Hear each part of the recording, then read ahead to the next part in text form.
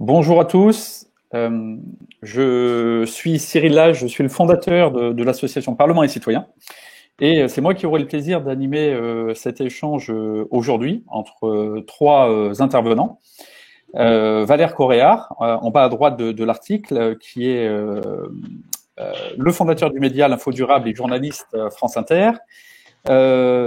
Ferran Taradellas, qui est le chef du secteur communication de la représentation française de la Commission européenne.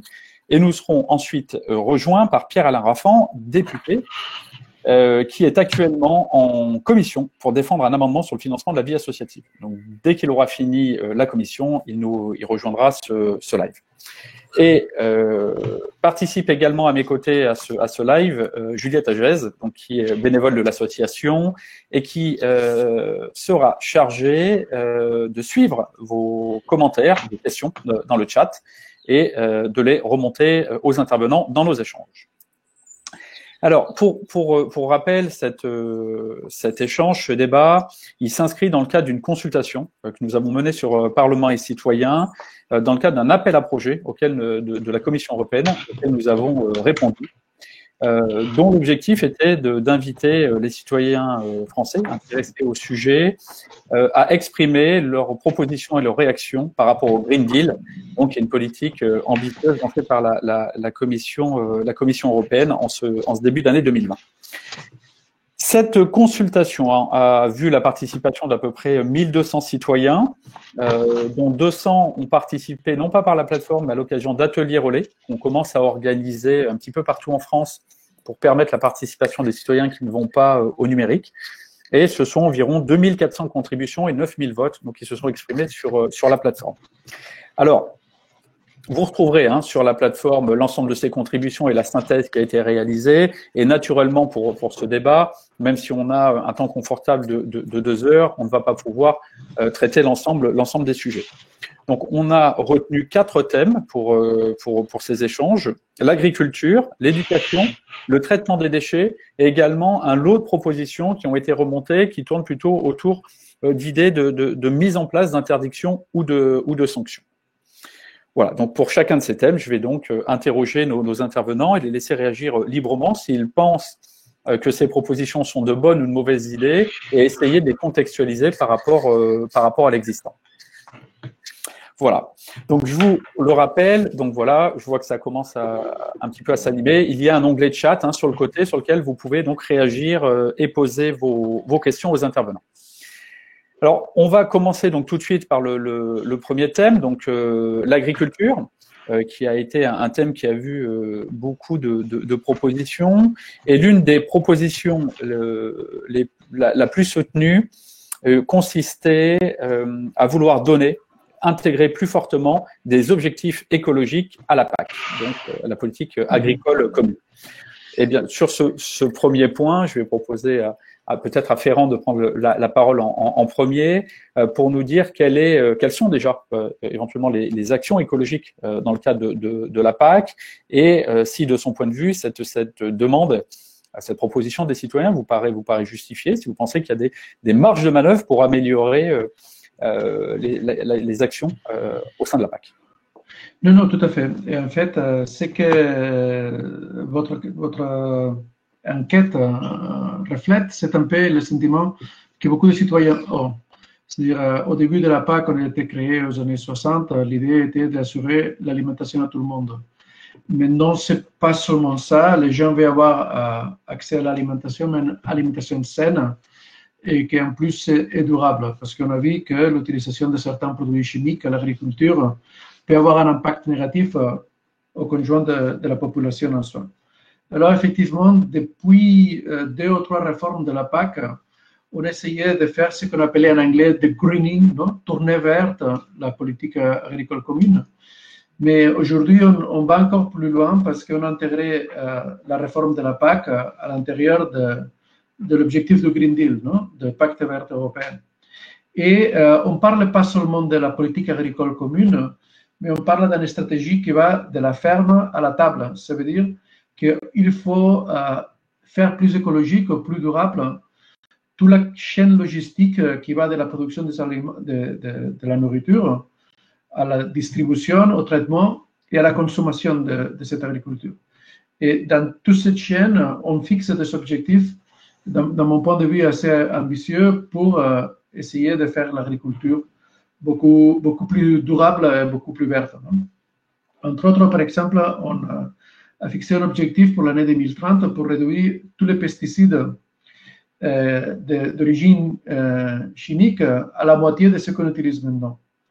La même chose pour les antibiotiques pour l'utilisation pour le bétail ou pour les animaux vivants, parce que les poissons, par exemple, qui sont fruits de la piscifactory, il faut réduire un peu aussi à 50% l'utilisation d'antibiotiques et d'antimicrobiens, comme on dit. On veut réduire aussi la perte, l'utilisation de fertilisants en agriculture pour éviter qu'il y ait une sous-utilisation de fertilisants qui finalement il arrive aux océans et qu'il provoque par exemple l'acidification de mer et de l'océan. Et ça veut dire qu'on veut réduire la perte de nutriments dans le sol de 50%, mais on veut réduire l'utilisation de fertilisants tout court de 20% pour l'année 2030. Ça veut dire ça implique un retour à une agriculture beaucoup plus naturelle, si on peut l'appeler comme ça, de façon qu'on peut continuer à produire toutes les nourritures qu'on a besoin, en évitant les pertes, en réduisant d'une façon substantielle les risques des pesticides à risque, les fertilisants à risque, les antibiotiques, et avancer vers une agriculture biologique avec un objectif pour l'année 2030 aussi, qu'un quart de notre agriculture soit 100% biologique, l'année 2030 aussi. Merci pour cette première intervention. Si je tentais de vous demander au sein de l'Union européenne, non pas d'établir nécessairement un classement, mais par rapport à ces objectifs, quels sont les pays qui seraient les plus proactifs en la matière? On le sait, hein, la difficulté de mettre d'accord les pays de l'Union européenne sur différents sujets, comme celui de la PAC. Quels sont ceux qui sont les plus moteurs au sein de l'Union pour la défense de ces objectifs et surtout la mise en place des actions nécessaires? Bon, vous savez, il y a beaucoup d'intérêts ici qui sont mélangés au sein de la politique agricole commune. Je ne parlais pas des pays parce que je trouve que ce n'est pas si intéressant. Chaque pays a son politique agricole à eux. Mais je parlais plutôt de groupes d'intérêt, parce qu'il y a d'un côté les fermiers, mais il y a aussi les intermédiaires, il y a les chaînes de distribution et il y a les consommateurs. Et là, évidemment, il y a des intérêts qui ne sont pas toujours en ligne avec les objectifs communs. Du côté des consommateurs, oui, on perçoit qu'il y a un certain consensus qu'on veut une alimentation plus saine. On a vu qu'une mauvaise alimentation donne comme résultat des problèmes de santé importants. C'est vrai qu'avec la politique agricole commune et la politique européenne en général, on a des mesures de sécurité alimentaire beaucoup plus strictes qu'on avait dans le passé. On a des systèmes de traçabilité beaucoup plus efficaces. Mais c'est clair que les nourritures qu'on consomme parfois sont produites d'une façon qui ne donne pas les résultats qu'on voudrait. En même temps, il y a un problème avec les consommateurs, que c'est les rejets de produits alimentaires. Malheureusement, dans l'Union européenne, presque la moitié de la nourriture qu'on produit finit à la poubelle. Ça, c'est déjà assez scandaleux comme concept, mais en plus, cette nourriture qui finit à la poubelle est responsable d'une quantité importante d'émissions de gaz d'effet de serre. Alors, en réduisant la nourriture qu'on jette, on peut réduire aussi les émissions de gaz à effet de serre et on peut faire une production peut-être moins intensive, mais de meilleure qualité. Alors, nous avons d'un côté ça. D'autre, nous avons les chaînes de distribution. Évidemment, il faut éviter aussi chez les fournisseurs de nourriture et les producteurs de produits de nourriture traités, qu'il y a aussi des pertes dans les chaînes de production. et la chaîne de distribution. Et là aussi, on veut mettre un objectif de réduire à la moitié la perte qu'on a dans toutes les chaînes. Parce que c'est vrai que pour eux, c'est pas si facile d'ajuster les achats et les ventes de façon qu'on ne perd pas de nourriture.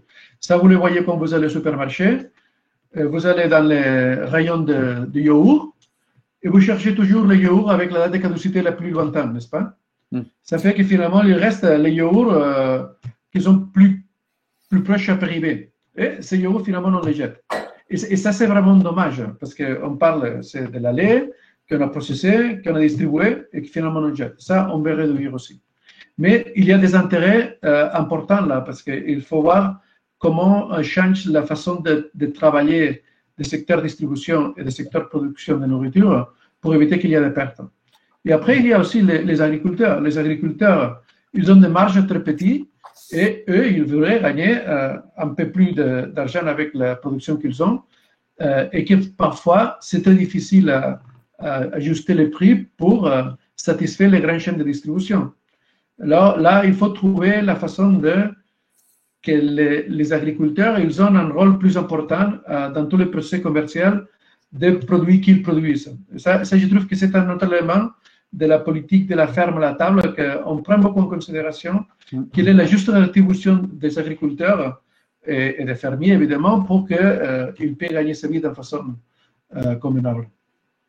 Oui, justement sur ces aspects, Valère, vous qui vous intéressez beaucoup aux journalistes de solutions, je crois que sur la question de l'alimentation notamment, par rapport à ce qui vient d'être dit, sur la question de la gestion de l'alimentation, de la production à l'assiette, de cette chaîne, quel regard vous portez sur le sujet de l'alimentation? Et aussi, j'aimerais bien vous entendre sur l'analyse, sur le fait que, en fait, il n'y aurait pas de différence, tellement la différence serait pas au sein des pays d'Europe, mais entre des groupes d'intérêts plus homogènes au sein de l'Union européenne. Alors, le regard que je porte sur notre modèle alimentaire, je vais plutôt parler de la France parce que pour avoir été juriste en droit communautaire, je sais qu'il y a quand même autant de situations que d'États membres bien souvent. Mais la France, c'est le pays sur lequel on a travaillé récemment et on travaille encore avec Mathilde Gola, avec qui on est en train d'écrire un livre sur justement la manière dont la crise de la Covid-19 a révélé les faiblesses et peut-être même la fébrilité de notre modèle alimentaire, puisqu'on a tous constaté au mois de mars qu'il y avait non seulement un certain nombre de rayons vides, alors on a parlé là des achats de précaution, ce qui d'ailleurs est symptomatique d'un corpus de consommateurs qui n'a pas confiance dans son modèle alimentaire, parce que sinon il n'achète pas par précaution, il est serein.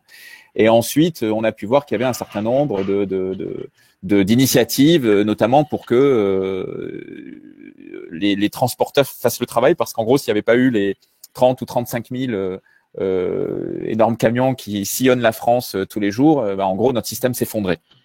Et donc, effectivement, on s'est intéressé à cela, et on s'intéresse à cela. On a interviewé d'ailleurs des centrales d'achat, on a interviewé des gérants de magasins, des paysans, des gens de gros syndicats, etc. Et on se rend bien compte qu'en fait, ce qui paraît assez dingue aujourd'hui, c'est que le système alimentaire, alors que vous avez raison, Monsieur Terradellas, on gaspille énormément. C'est d'ailleurs symptomatique d'une surconsommation qui est poussée par les enjeux et les acteurs qu'on connaît.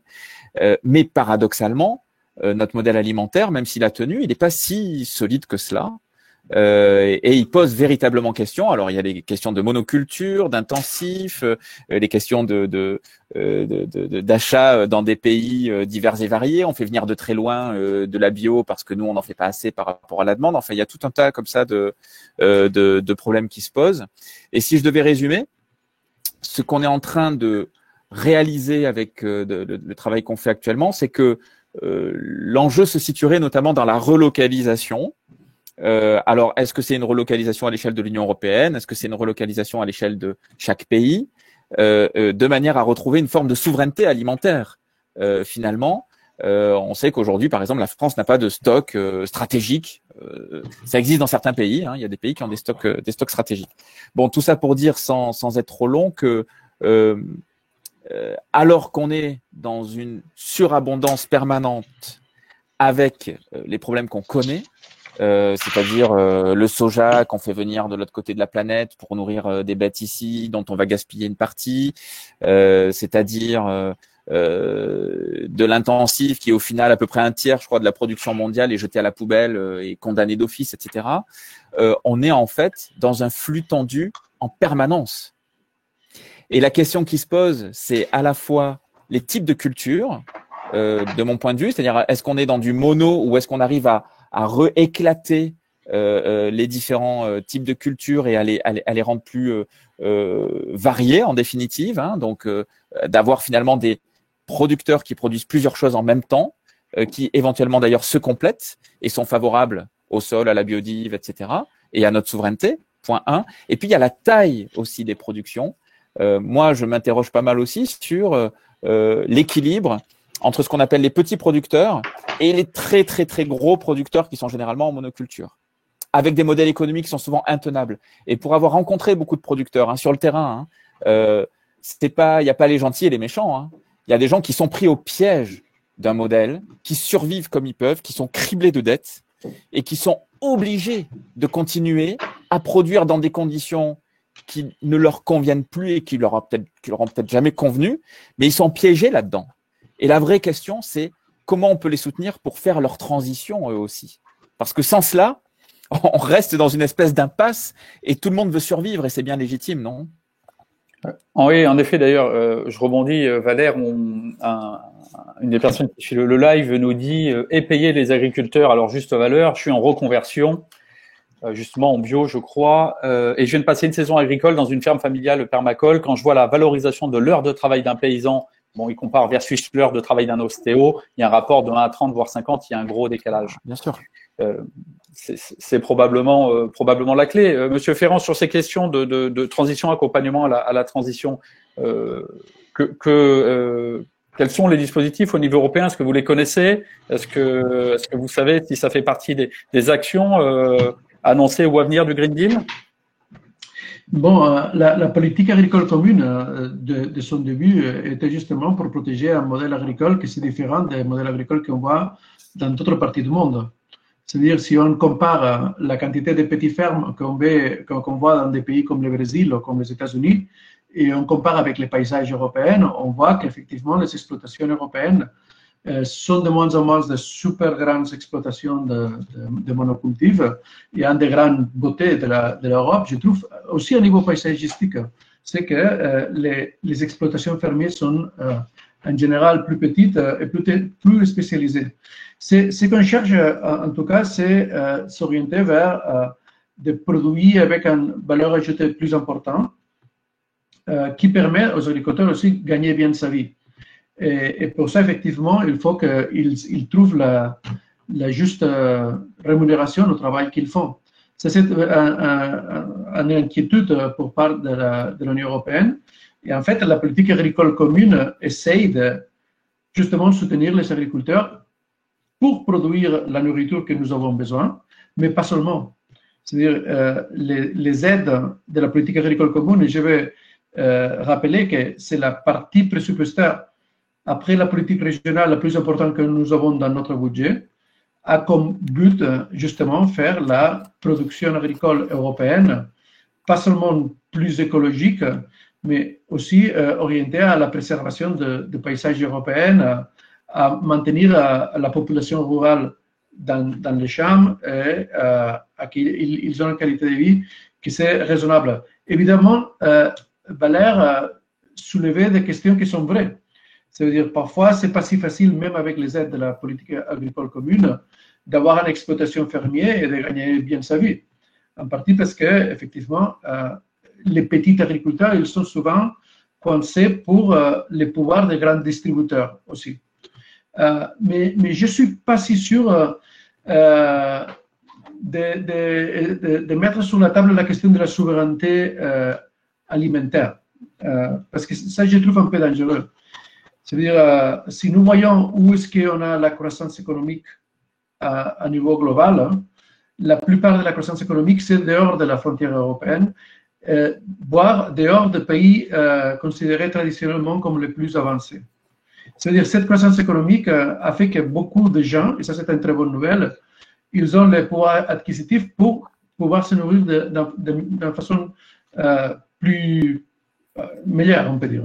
Ils peuvent manger, justement. C'est-à-dire les gens qui ont sorti de la faim est beaucoup plus important qu'avant. Et si nous voulons profiter de cette croissance économique globale, c'est clair qu'on va exporter pas mal de produits agricoles. Ça va aussi pour la France.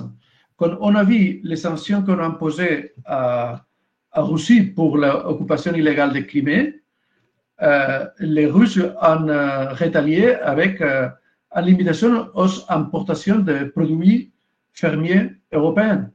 Et ça, évidemment, a posé à beaucoup d'agriculteurs dans une situation très difficile parce que les agriculteurs français sont de très grands exportateurs. Ils ont des produits de très bonne qualité qu'ils vendent dans tout le monde avec un label de qualité que justement la politique agricole commune protège.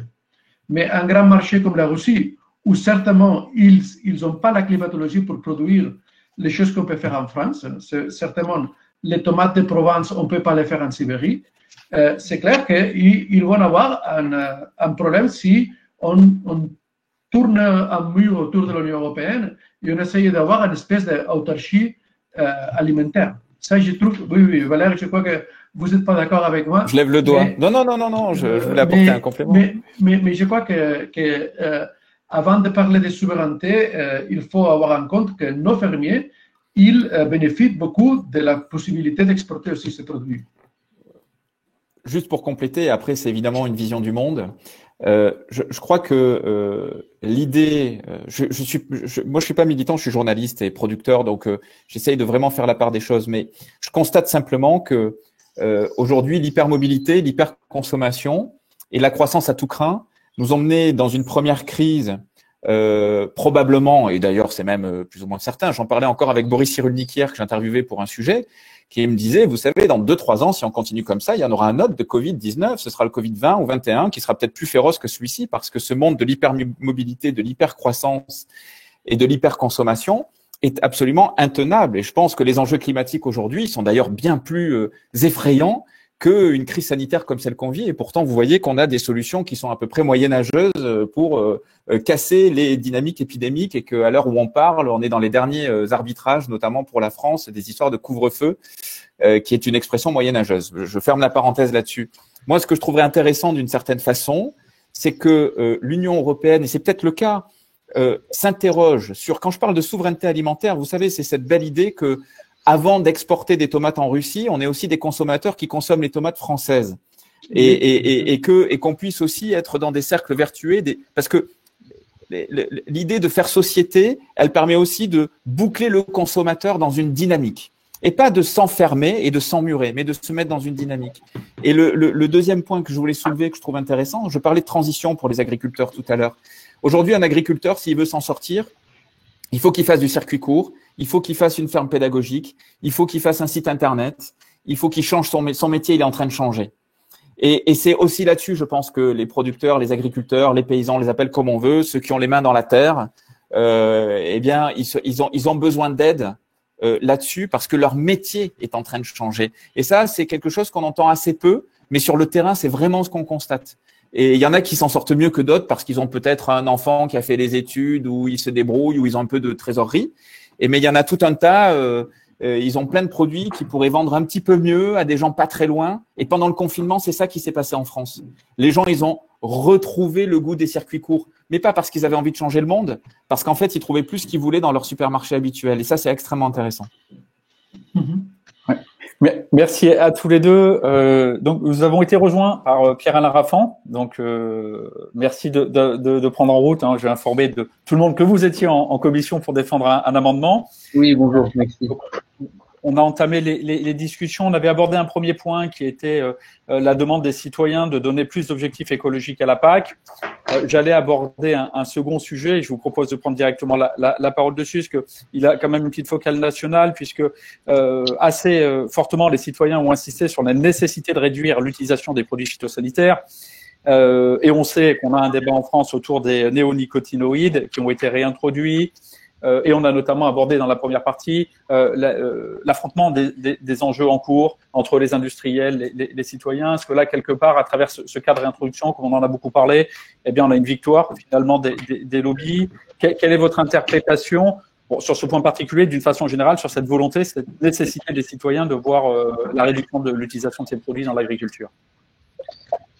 Déjà, merci de m'inviter pour parler de ces sujets qui sont vraiment au cœur des trois grandes transitions. Alors, si on va vraiment dans le vif du sujet pour répondre directement à la question des néonicotinoïdes, on a dû en effet prendre une décision qui était assez complexe.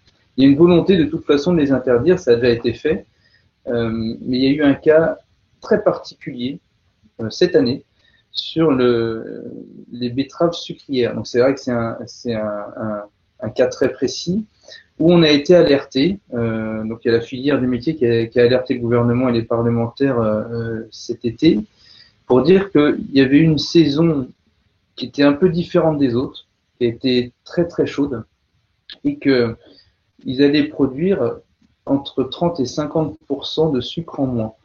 Il faut savoir que la filière de betteraves sucrières en France fait partie de la première filière mondiale.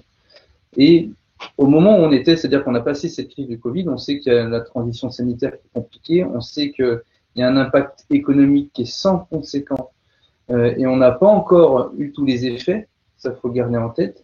Et que ce manque de production mettait à risque les métiers et les emplois de la filière. Donc, sont concernés directement par les betteraviers, la betterave sucrière, c'est 25 000 emplois en France, et la filière en tant que telle, c'est 46 000 emplois. Donc, on a dû prendre cette décision de dire, on va devoir réintégrer pour préserver cette filière, justement ces néonicotinoïdes, pendant un temps très court, ce qui n'empêchera pas d'ailleurs de continuer à travailler parce que le gouvernement a investi des millions d'euros pour pouvoir compenser. On sait qu'il y a des compensations qui existent par le bio, mais elles n'ont pas réussi, ces compensations, à pouvoir compenser justement la déflagration qu'il y a eu cette année liée à la saison et aux fortes chaleurs. Donc il y a des garanties qui ont été posées, c'est-à-dire qu'on va pouvoir les réintroduire temporairement uniquement sur les betteraves sucrières et sans pulvérisation d'ailleurs, c'est-à-dire qu'on va limiter les dégâts sur la biodiversité. Et au-delà de ça, va y avoir un comité de suivi très précis qui va suivre dans le détail les impacts sur la biodiversité. Et si vraiment, parce que je vois qu'il y a des commentaires en effet on sait qu'il y a des impacts, hein, on ne le nie pas, mais si vraiment ça dépasse les seuils autorisés, ce qui n'est pas le cas dans le cadre de cette réintroduction, alors d'autres décisions sont prises. Mais c'est vrai qu'on a dû prendre une décision compliquée qui est socio-économique et qui n'empêche pas d'ailleurs la volonté de sortir de ces sujets. Je vais inviter Valère et Ferrand à réagir là-dessus. Je pense que finalement, et on sera tous d'accord là-dessus, c'est toujours l'arbitrage entre l'environnement, la santé d'un côté, les emplois, et on est tous pareils, on le voit dans les commentaires, hein, les gens parlent de l'alimentation qui tue, on rappelle l'impact sur les abeilles, mais comment on fait en fait pour en sortir? Est-ce qu'on accepte, Valère, à un moment donné, de se dire tant pis pour l'économie, voyons le long terme, court terme? Alors, juste pour préciser, on a aussi pas mal de messages là-dessus dans le chat, surtout si agriculture bio, avec notamment est-ce qu'on peut atteindre 25% d'agriculture biologique en Europe dans 10 ans, comment l'Europe peut promouvoir les agriculteurs biologiques ou encore dédier les financements de la PAC vers ces types d'agriculture-là. Donc voilà, pour vous dire un peu ce qui se passe côté des participants. Sur les néonicotinoïdes, ce qui nous a frappé, mais bon, pardon, monsieur le député, je ne vous connais pas personnellement et je ne sais pas quelles ont été vos positions et notamment comment vous votez et quel est votre rapport aux décisions de groupe, etc. Donc, je parle très naïvement, en tout cas sans être informé à ce niveau-là. Ce qui nous surprend toujours, pour être tout à fait transparent, nous qui sommes spécialisés sur les transitions écologiques et qui produisons du contenu là-dessus, c'est évidemment la limite du en même temps à la République en marche. Bon, pardon de vous le dire, mais Évidemment, on voit bien qu'il y a un opportunisme électoral fort, notamment de la part de l'exécutif. Vous, les députés, vous faites en âme et conscience, c'est ce que vous pouvez, mais on a un exécutif qui est très opportuniste sur le sujet.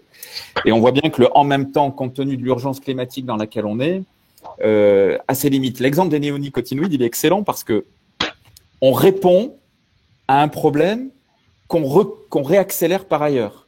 C'est-à-dire que la chute, notamment de la biodiversité, on sait à quoi elles servent. Les pollinisateurs, hein, les mellifères, etc., ils servent à augmenter la biodiversité et en gros à faire pousser des plantes et des arbres. C'est-à-dire que s'ils sont pas là, on mange pas.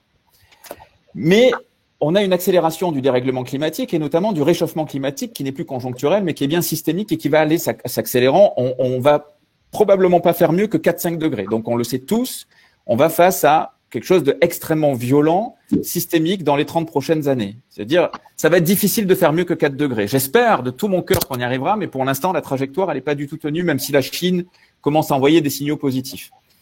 Ce qui veut dire que on répond par en remettant sur la table le problème qu'on essaye de régler, vous voyez. Et donc, certes, 25 000, 40 000 emplois, je l'entends, mais nous, ce qu'on s'est demandé, c'est pourquoi, alors que l'argent ne vaut rien et que même l'État d'ailleurs est payé pour emprunter, puisque aujourd'hui les liquidités ne valent plus rien et que les planches à billets tournent bien, pourquoi finalement on n'accompagne pas à minima cela d'un plan d'aide et d'accélération de la transition, notamment de cette filière, parce que l'année prochaine ça va recommencer et l'année d'après ça va recommencer, mais pas perdu dans des plans de relance où on sait très bien que c'est sur un an, finalement 2 ans, en fait c'est l'Union européenne, etc. Un truc concret. Et qu'on accompagne la filière dans des états généraux pour la transformer. Nous, c'est ça qui nous interrogeait tout de suite. Pourquoi on n'en profite pas pour transformer la filière, mais profondément, et j'allais dire frontalement, parce qu'elle est dans un système, la pauvre, encore une fois, intenable, on le disait avant que vous arriviez, c'est pas leur faute à ces gens-là. Ils sont dans la panade. Ils sont dans la panade. Donc voilà, c'est peut-être ça, je trouve, qui est le plus, disons, qui nous interroge. Je peux répondre, il y a peut-être d'autres interventions, mais je répondrai bien sûr. Oui, désolé, Monsieur Raffin, je profite pour vous saluer aussi. Bonjour. Il y a une chose que vous avez dit que je trouve que c'est super important, évidemment. Il faut faire cette transition d'une façon que c'est équilibré. Et moi, je prends la réflexion que Monsieur le député a fait tout à l'heure pour réfléchir à comment est-ce qu'on fixe les objectifs. Parce qu'évidemment, on a des objectifs qu'il faut fixer pour éviter le changement climatique. Il faut décarboniser complètement notre économie, par exemple, à l'année 2050. Et on a vu qu'avec les objectifs qu'on avait pour l'année 2030, on ne va pas arriver à cet objectif. Pourtant, on essaie d'accélérer ces objectifs. Ils sont basés en quoi? Ils sont basés à la science. Mais évidemment, ce n'est pas le seul ou l'unique élément qu'il faut tenir en compte au moment de prendre une décision. Tout d'abord, il faut mettre un objectif qui c'est faisable. Parce que parfois, je suis dans des débats, il me dit non, les émissions de CO2, il faut les interrompre demain. Je dis, ok, très bien, on interrompt les émissions de CO2 demain, et cet hiver, nous aurions 3 millions de personnes qui vont mourir de froid. Ou on va avoir un arrêt complet de la logistique au pays. Vous voyez? Mais c'est clair qu'au moment qu'on fixe des objectifs, nous recevons aussi des critiques de l'autre côté. On dit, vous êtes fous, qu'est-ce que ça veut dire réduire les émissions de CO2 complètement pour l'année 2050? Ça, c'est impossible, c'est la fin de l'économie, on va tous mourir. Bon, comment est-ce qu'on fait ça? On fait des études d'impact. On fait des études d'impact environnemental, on fait des études d'impact social, on fait des études d'impact économique aussi. Et c'est là qu'on fixe les objectifs que nous voulons toujours qu'ils sont ambitieux, mais qui sont faisables, et qu'ils n'ont pas des impacts négatifs, qu'ils ne sont pas inassumibles. D'accord? Et c'est pour ça que les objectifs que je vous ai présentés au début, je crois qu'ils sont très ambitieux. Il y a des gens qui nous disent que nous sommes fous, des agriculteurs aussi, mais qui, dans mon point de vue, sont réalisables. Moi, je ne connais pas le problème exact des néonicotinoïdes. Vous dites, j'imagine que c'est un pesticide, non? Bon, je comprends que c'est une chose qui peut mettre en danger les abeilles. Et un des objectifs de la protection de la biodiversité est justement la protection des pollinisateurs et des insectes en général. Nous avons des objectifs de biodiversité, de pas seulement perdre une seule espèce de ce qu'ils ont en danger maintenant, mais de refaire ou de reconstruire ce qu'on a perdu dans les dernières années. Je vais vous mettre un exemple à hasard. On a l'objectif de planter 2 milliards d'arbres dans les prochaines 20 ans. 2 milliards. Et voilà. Et ça, évidemment, c'est un exemple de choses qu'il faut faire. Effectivement, il faut protéger la biodiversité, il faut protéger l'agriculture aussi, il faut protéger les emplois. C'est-à-dire, les trois choses, il faut trouver un équilibre. Et c'est pour ça qu'au moment de fixer des objectifs à niveau de l'Union européenne, quand même, et j'imagine qu'en France, à niveau global, c'est exactement la même chose, il faut avoir en compte tous ces éléments, parce que sinon, on a le risque de faire plus de mal que de bien. Je ne sais pas si vous êtes d'accord avec moi, évidemment. On voit que les avis sont partagés, encore une fois, dans le chat, mais je crois que c'est toute la responsabilité aujourd'hui du politique d'arbitrer entre des injonctions contradictoires. Pour le rappel, lors de la création de Parlement et citoyens, dans sa première phase, le sénateur Joël Labbé avait organisé une consultation sur la question de l'interdiction des pesticides à usage non agricole, c'est-à-dire pour les particuliers et les espaces publics.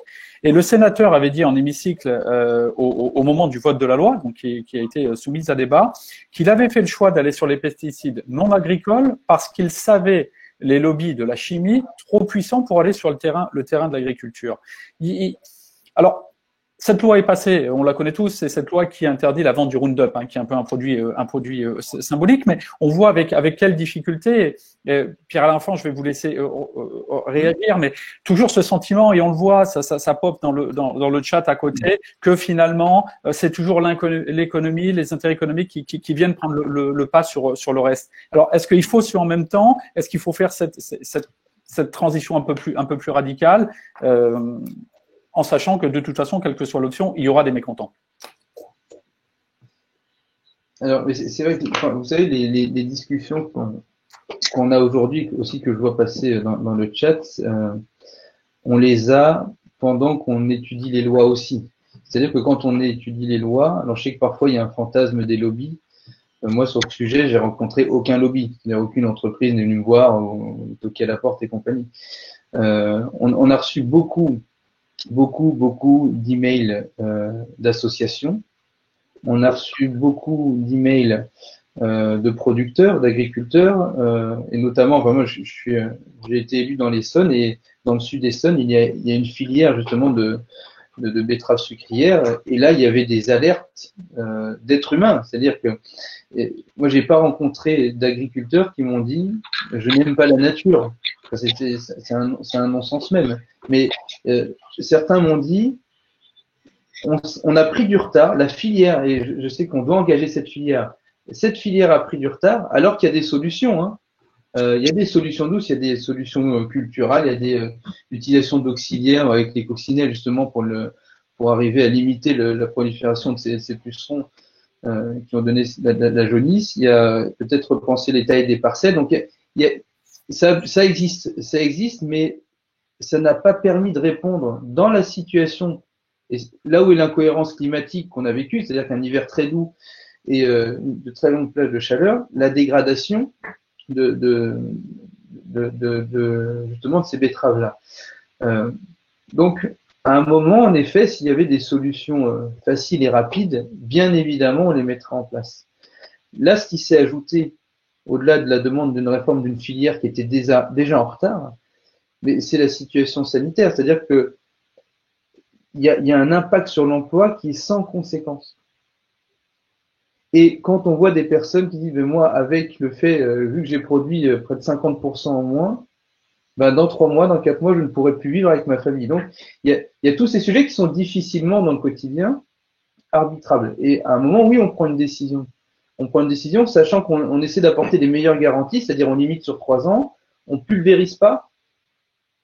Et il y a un comité de surveillance qui dit qu'à partir du moment où on va s'approcher du seuil de danger, alors on arrêtera.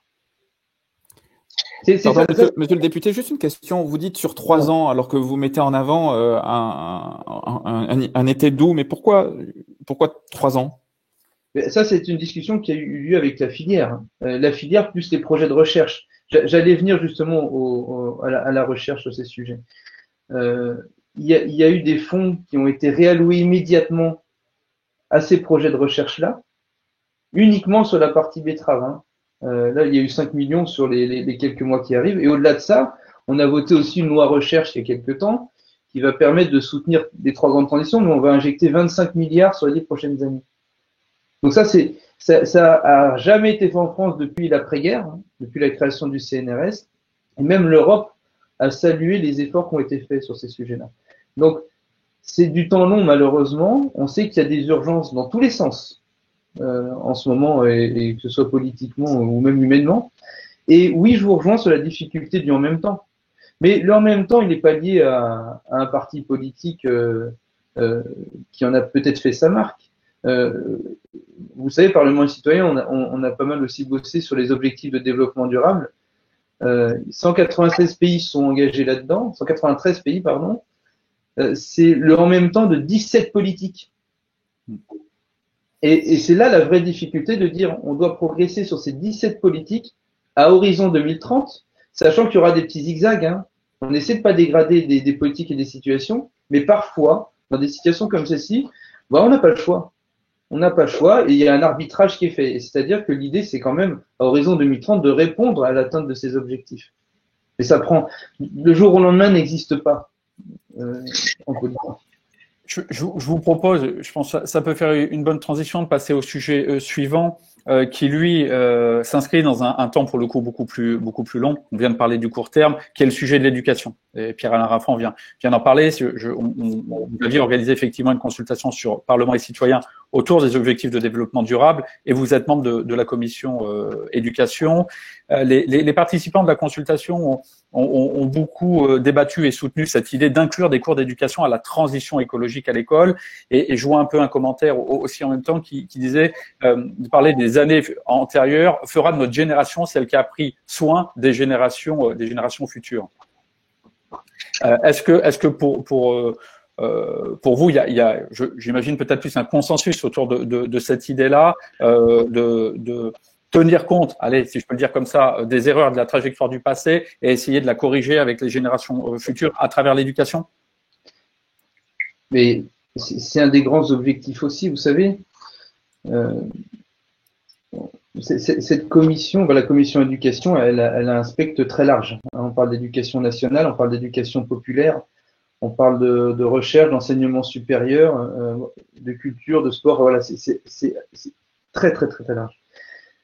Sur le développement durable, il y a eu une prise de conscience aussi avec des programmes spécifiques. C'est-à-dire que logiquement, maintenant, dans toutes les classes, il est censé avoir des délégués au développement durable. Les professeurs, et dans même leur programme de formation et après dans leur formation continue, sont sensibilisés aux ODD et après au développement durable aussi. Et en plus, chaque année, on engage les écoles, même dès le plus jeune âge, d'avoir un concours de l'Assemblée nationale, et ce sont les élèves qui nous proposent des lois et sur les sujets qu'ils souhaitent. Et bien en fait, depuis 3 ans, toutes les lois qui nous ont été proposées par les enfants, et là où je parle d'école primaire, étaient liées à l'écologie, au développement durable. Donc, ça veut dire qu'il y a un vrai impact déjà dans l'éducation, c'est dans la tête de toutes ces générations-là. Ça oblige le politique aussi à se repenser, parce qu'en effet, hein, il y a parfois des erreurs, il y a parfois des situations qui font que malheureusement, il y a peut-être une pause dans les objectifs qu'on se fait à court terme, mais on n'en oublie jamais le programme global. Et après, dans l'éducation, on invite, et ça fait partie aussi des propositions qui nous ont été montées sur cette consultation, on aimerait être beaucoup plus ambitieux, notamment sur les cantines bio. Il y a des pays qui le font, il y a des villes qui l'ont tenté même en France, avoir du 100% bio dans les cantines. Ça marche. Ça marche. Pour le local, c'est très bien. Il y a moins de CO2. Les enfants mangent mieux. Et ils s'habituent culturellement d'ailleurs à mieux manger. Et il y a même des cours de cuisine qui se font avec les professeurs, avec les produits locaux. Donc, il y a des modèles qui existent en local. Maintenant, c'est comment les généraliser et est-ce que toutes les régions pourront avoir la capacité de le faire? Et c'est pour ça que ça se travaille pas qu'avec le politique au niveau national. Hein. Nous, c'est sûr qu'on peut se dire demain, et j'aimerais le faire, et j'espère qu'on pourra l'inscrire dans les 2 ans à venir, on veut des cantines bio, 100% bio, peut-être en 2025, voire avant.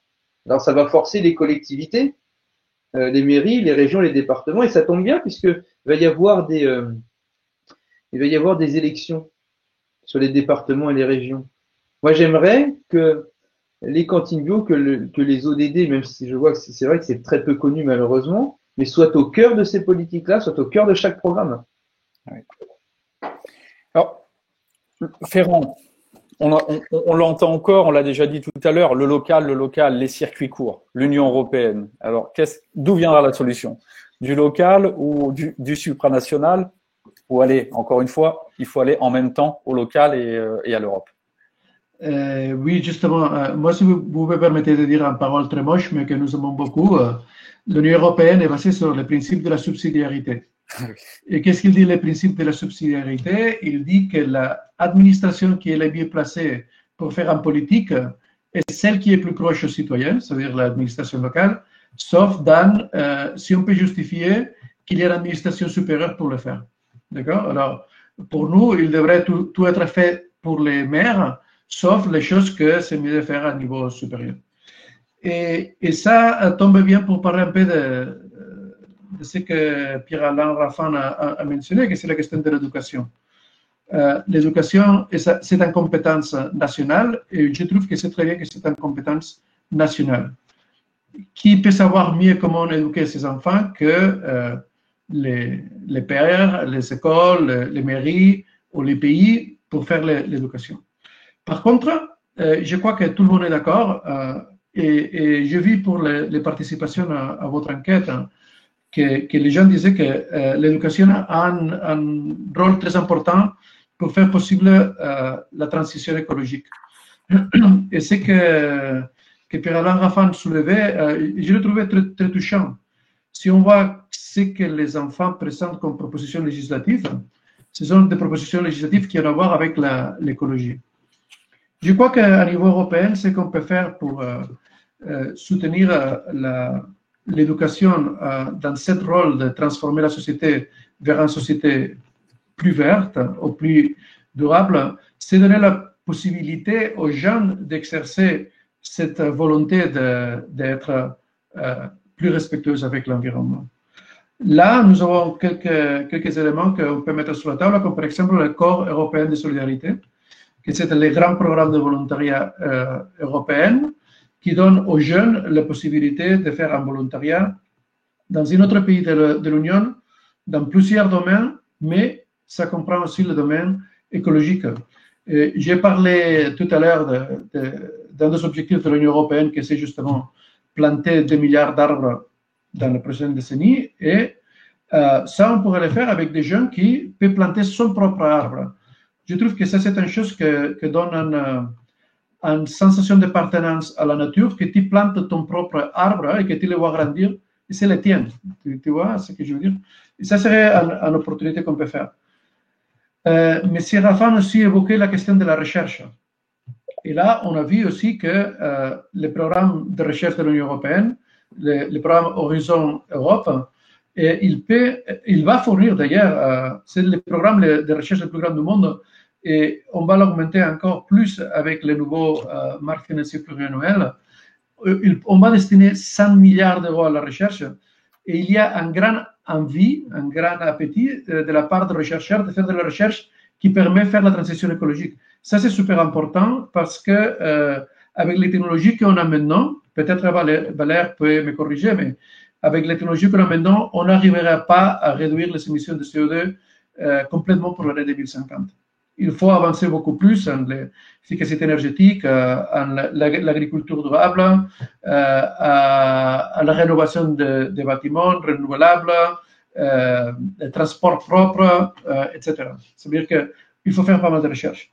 Et finalement, je voulais soulever encore un autre point que je trouve que c'est important. On a un objectif très ambitieux de renouvellement des bâtiments à l'Union européenne.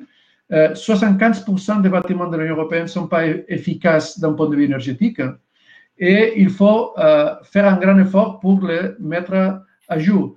Et si possible, sans les détruire. C'est-à-dire, détruire un bâtiment, ça veut dire construire un autre bâtiment. Ça a en effet un footprint écologique et c'est très mauvais. Moi, je trouve que ça serait très bien si les premiers bâtiments qu'on renouvelle sont justement les écoles. Parce que si les élèves peuvent voir qu'est-ce qu'on fait avec les écoles pour les rendre plus écologiques, ils auront envie de faire la même chose chez eux, chez ses parents, quand ils peuvent. Moi, j'ai travaillé comme porte-parole à l'énergie à la commission et mon commissaire, qui était un monsieur lettonien qui s'appelait Andris Pievalks, il disait que son première source d'information sur l'écologie était ses enfants. Que chaque fois qu'il essayait de se raser, il laissait les robinets ouverts, il venait son enfant et fermait les robinets. Pourquoi? Parce qu'ils avaient appris à l'école qu'il ne fallait pas gaspiller de l'eau. Et ça, c'est un exemple. Hein. Mais je crois que éduquer les enfants peut avoir aussi un impact positif à l'éducation des adultes. Oui, ce sont peut-être les enfants qui éduquent les adultes. Valère, oui. C'est ce que j'allais dire. Oui, ben, ça me fait penser parce que on vient de publier un livre avec Mathilde Gola. On aime bien publier des livres ensemble. On vient de publier un livre qui s'appelle Un bébé pour tout changer. 9 mois pour réussir sa transition écologique chez Marabout. Et non, mais c'est un livre pratique pour les jeunes parents, mais c'est aussi un livre qui fait le parallèle entre la transition à la parentalité et la transition écologique. Je vais arriver au sujet, hein, je fais pas de la promo. Et en fait, on s'est rendu compte que le fait de devenir parent, c'était un moment sensible ou fertile pour engager ou accélérer sa transition écologique. C'est quand même la première fois que la notion de génération future devient concrète. On s'intéresse finalement à ce qui se passera au-delà de notre existence, puisque nous continuerons à être à travers ce nouvel être qui est un peu notre continuité, alors que nous-mêmes ne serons plus là.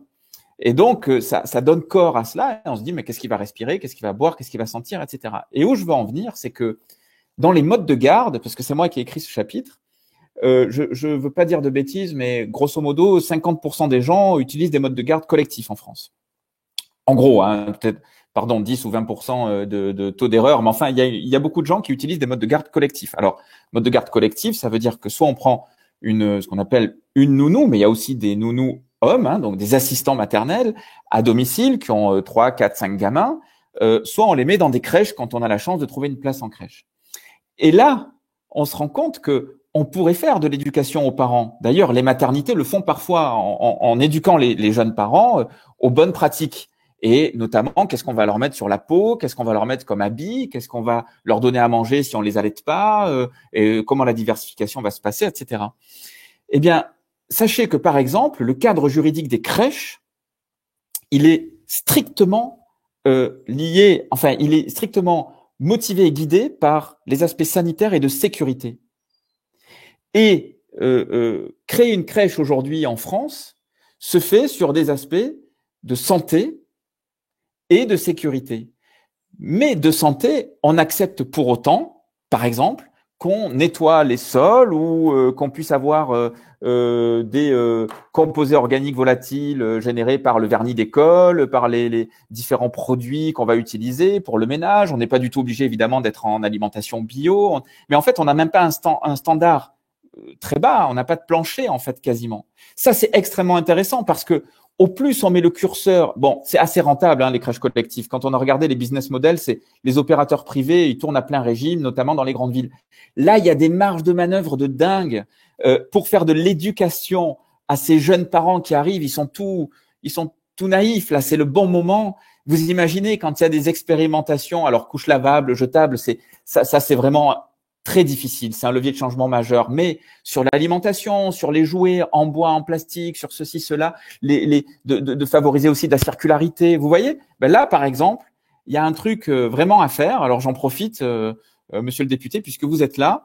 Il y a vraiment une position politique à prendre là-dessus. D'abord, c'est fédérateur. Hein. Alors là, vous allez mettre tout le monde d'accord. Tous les parents veulent le meilleur pour leurs enfants.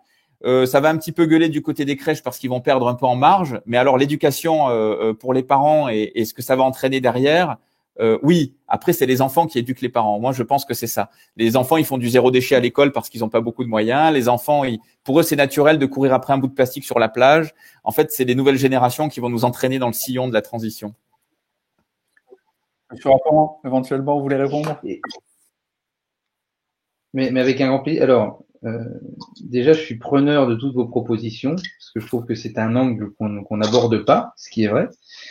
Je me sens presque concerné, parce que je suis un très jeune papa. Je l'ai vu à votre sourire que vous étiez concerné. Oui, c'est vrai. C'est de la PNL, ça fait flipper. Non, mais, et c'est vrai qu'on se pose beaucoup de questions sur ces sujets. On essaie d'agir en essayant de changer de modèle. Et oui, c'est compliqué. C'est-à-dire changer les habitudes, c'est difficile. Mais par contre, là où je vous rejoins, c'est que c'est peut-être un angle d'attaque qu'on n'a pas nous vu directement. Donc c'est un sujet sur lequel il serait intéressant de travailler vraiment. Mais pas que pour les crèches. Ce sera aussi pour les PMI. Enfin, il y a toute cette chaîne qui sont aussi liées à certaines collectivités, c'est-à-dire qui sont rattachés aux conseils départementaux. Donc, c'est là où la complexité va être de pouvoir engager toute la chaîne, c'est-à-dire en effet du citoyen, parce que tout part du citoyen. Mais parfois, il y a des filtres où on en perd la substance parce que dans nos modes d'évaluation des politiques, justement, on n'ajoute pas ces indicateurs-là. Ça, c'est un combat qu'on essaie de mener aussi à l'Assemblée. Et d'ailleurs, les collectivités ou certaines ont pris le virage des objectifs de développement durable en tant qu'indicateur. Hein. Et forcément, ça fait plus réfléchir quand on évalue la politique, on n'est plus uniquement, malheureusement, sur du financier qui rentre, qui sort, mais surtout un indicateur beaucoup plus large et qui est lié à ces 17 objectifs. Donc ça, c'est un vrai enjeu pour pouvoir engager les évaluations. Et après, alors les acteurs privés, oui, forcément, ils perdront en marge, mais à la limite, tant pis. Ils s'adapteront parce qu'il y a beaucoup d'entreprises d'ailleurs qui ont compris que dans les ODD, elles pouvaient avoir un rebond socio-économique tout en préservant la planète. Donc c'est un vrai changement de culture, mais je suis preneur de vos préconisations sur les crèches. Une très bonne nouvelle qui permet donc de concilier des enjeux écologiques et économiques, on voit à travers ce cas proposé par Valère. Cyril, pardon, je dois m'excuser auprès de vous tous. Je t'ai envoyé un petit message. Pour être tout à fait transparent, en fait, j'ai ma grand-mère qui a le Covid et j'ai rendez-vous avec son médecin. Elle a 94 ans et on est très inquiet. Donc voilà, je vous le dis parce que c'est vraiment une excuse importante. Et il faudrait que je file pour appeler le médecin parce que j'ai un rendez-vous avec l'EHPAD maintenant. Est-ce que vous m'excusez? Bien sûr. Je suis vraiment désolé. En plus, c'est hyper intéressant, mais vraiment, j'aimerais pouvoir donner cet appel. Bien sûr, Valère. Tout le courage pour votre grand-mère, honnêtement. Parce que... Merci beaucoup pour cet échange et merci aux participants pour leurs questions et leur dynamisme. Merci à vous. Merci Valère, bon courage. J'y vais vite. Merci. Ok, ciao. Bon, je vous propose du coup de passer à un autre sujet, aborder un petit peu rapidement tout à l'heure sur la question de la surproduction alimentaire, sujet qui vous surprendra pas, qui est beaucoup remonté dans la consultation, qui est celui du traitement des déchets. Donc, le traitement des déchets, on sait qu'en Europe, seule la moitié des déchets en moyenne sur l'ensemble de l'espace européen sont recyclés et que au-delà de ça, une partie de nos déchets sont envoyés à l'étranger. Et on a eu cette proposition assez fortement votée, arrêter d'envoyer nos déchets à l'autre bout du monde. Et on a vu à partir de 2018 des pays comme la Chine, 2019 la Malaisie, nous renvoyer nos propres déchets. Est-ce que là, on n'est pas quelque part, j'utilise cette expression, mais coincé un petit peu dans le coin du ring avec nos modes de consommation où finalement on consomme, on surconsomme, on surproduit, on jette, et puis on laisse les autres pays en dehors de l'espace européen faire l'affaire de nos propres déchets. Oui, si je peux commencer, peut-être s'il faudra mettre sur la table la nouvelle façon de faire de l'économie européenne. Ça s'appelle l'économie circulaire. Ça veut dire, ça c'est une chose qui évidemment est motivée pour le fait qu'effectivement il y a trop de déchets, y compris les déchets alimentaires qui sont jetés, et avec les déchets on jette des matériaux qui sont vraiment précieux pour notre économie. C'est-à-dire, dans le futur, la grande dépendance de l'extérieur sera la dépendance des matières premières, quand dans nos... Je ne sais pas comment est-ce que vous appelez ça en français, je profite pour m'excuser pour la qualité de mon français. Je viens d'arriver en France et c'est un peu trop espagnol, mais doucement, je vais améliorer. Bon, je disais que dans toutes les montagnes de déchets qu'on a, on a des métaux précieux. Et pour éviter ça, il faut complètement changer la façon que nous produisons, nous consommons et nous recyclons. C'est-à-dire, il faut fermer le cercle de l'économie linéaire dont on extrait des matériels de la terre, on produit on fait des produits. Pas mal de ces produits, ils ont une obsolescence programmée. Je ne sais pas si vous connaissez ce concept, mais ça veut dire on les produit pour qu'ils deviennent inutiles bientôt. Et alors, on les jette à la poubelle et on extrait à nouveau des produits de la terre pour produire de nouveaux produits. Bon, ça, il faut fermer ce cercle et faire que, tout d'abord, il faut extraire le minimum possible de produits de la nature parce que les stocks écologiques, on est en train de l'aboutir. Probablement, vous suivez ces données, mais environ le mois de septembre, on finit la capacité de la planète de recycler ce qu'on extrait de la planète. Et ça, c'est pas durable. Alors, il faut extraire le minimum possible et avec ce qu'on a, on fait les produits. Et ces produits doivent rester dans les stocks sociaux, c'est-à-dire doivent circuler la plupart des temps possible sans les jeter. Ça veut dire faire des produits conçus pour durer. Il faut être des produits qui sont réparables. Il faut être des produits qui, quand ils arrivent à la fin de sa vie utile, peut être complètement recyclés. Alors, tous ces éléments de produits qui sont recyclés doivent passer les contrôles pour qu'ils soient sûrs pour rentrer de nouveau dans le marché des matières premières et qu'ils rentrent à l'économie à nouveau. De façon qu'on réduit au minimum possible, si possible à zéro, la quantité de déchets qu'on produit. Et effectivement, c'est complètement absurde qu'on génère des déchets pour les exporter à l'extérieur et qu'après, on importe à l'extérieur de la matière première avec laquelle on fait des produits. Alors, l'idée serait tout d'abord de ne pas générer des produits, de ce qu'on génère, les recycler.